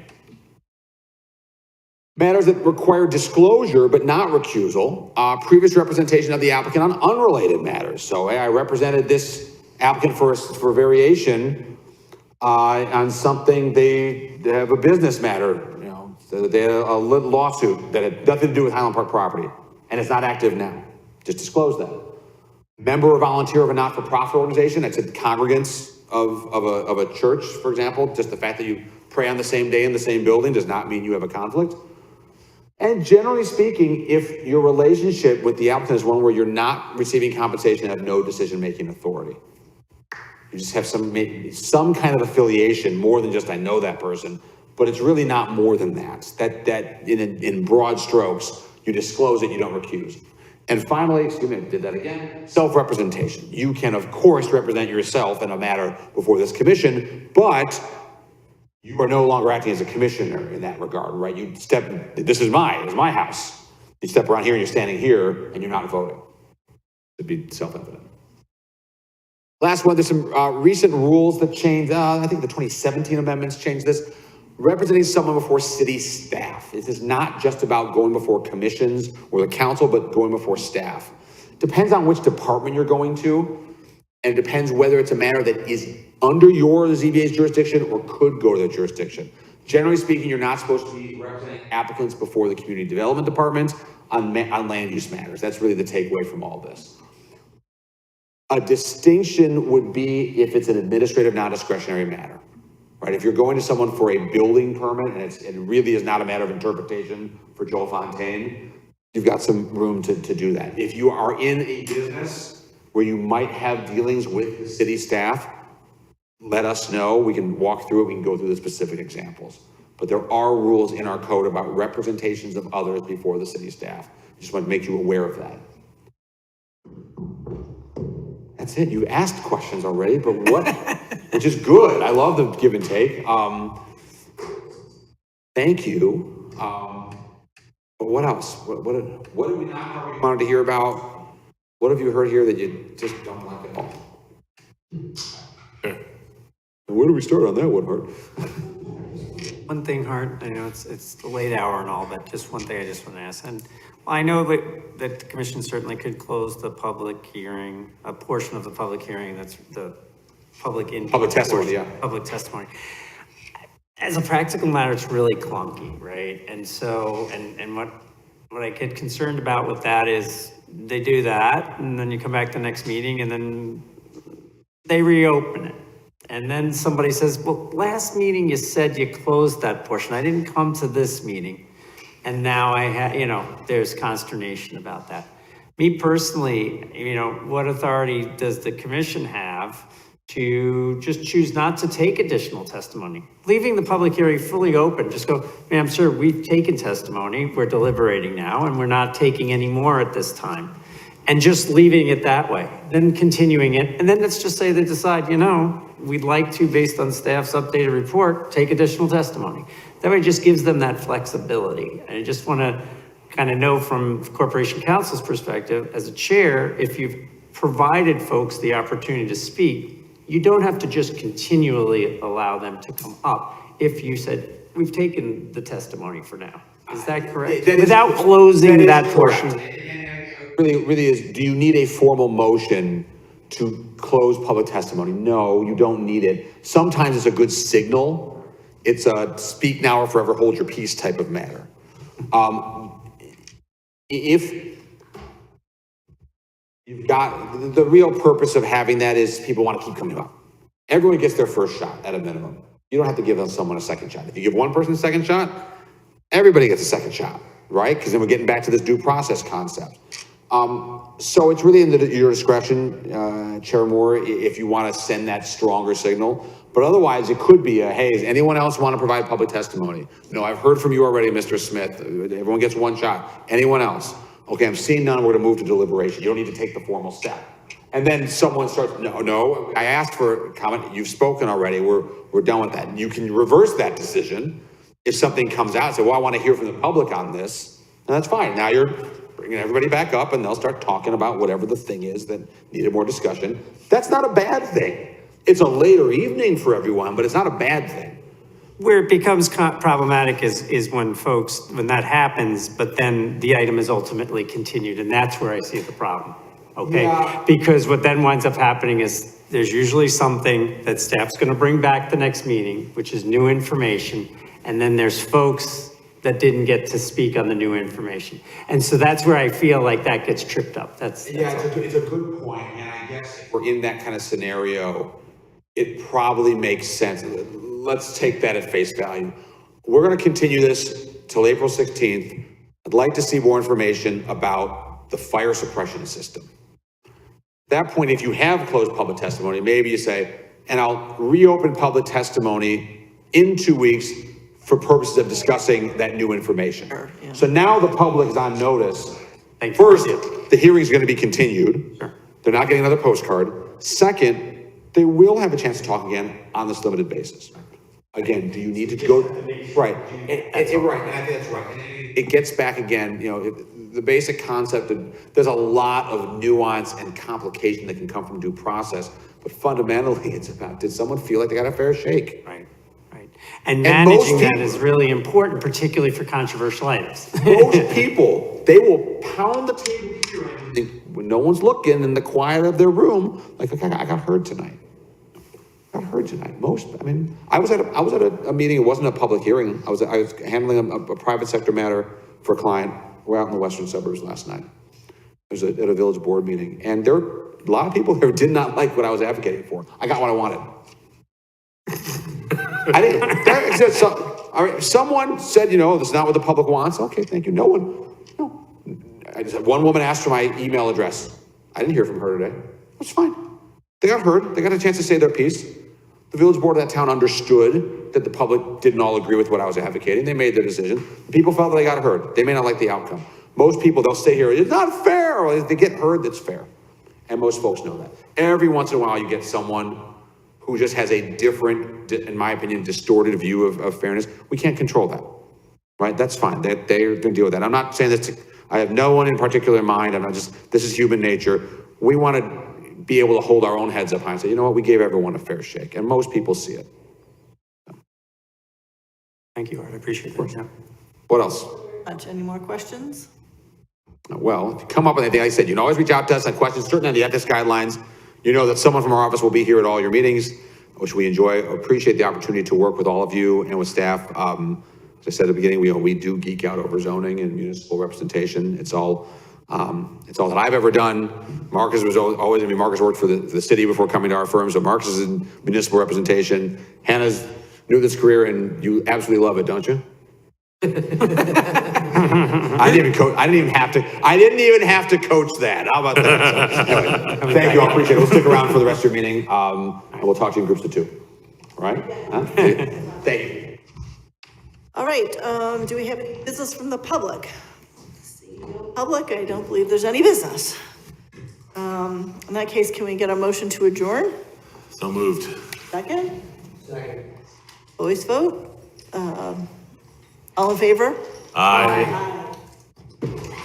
Motion passes. The meeting is adjourned. I don't really have to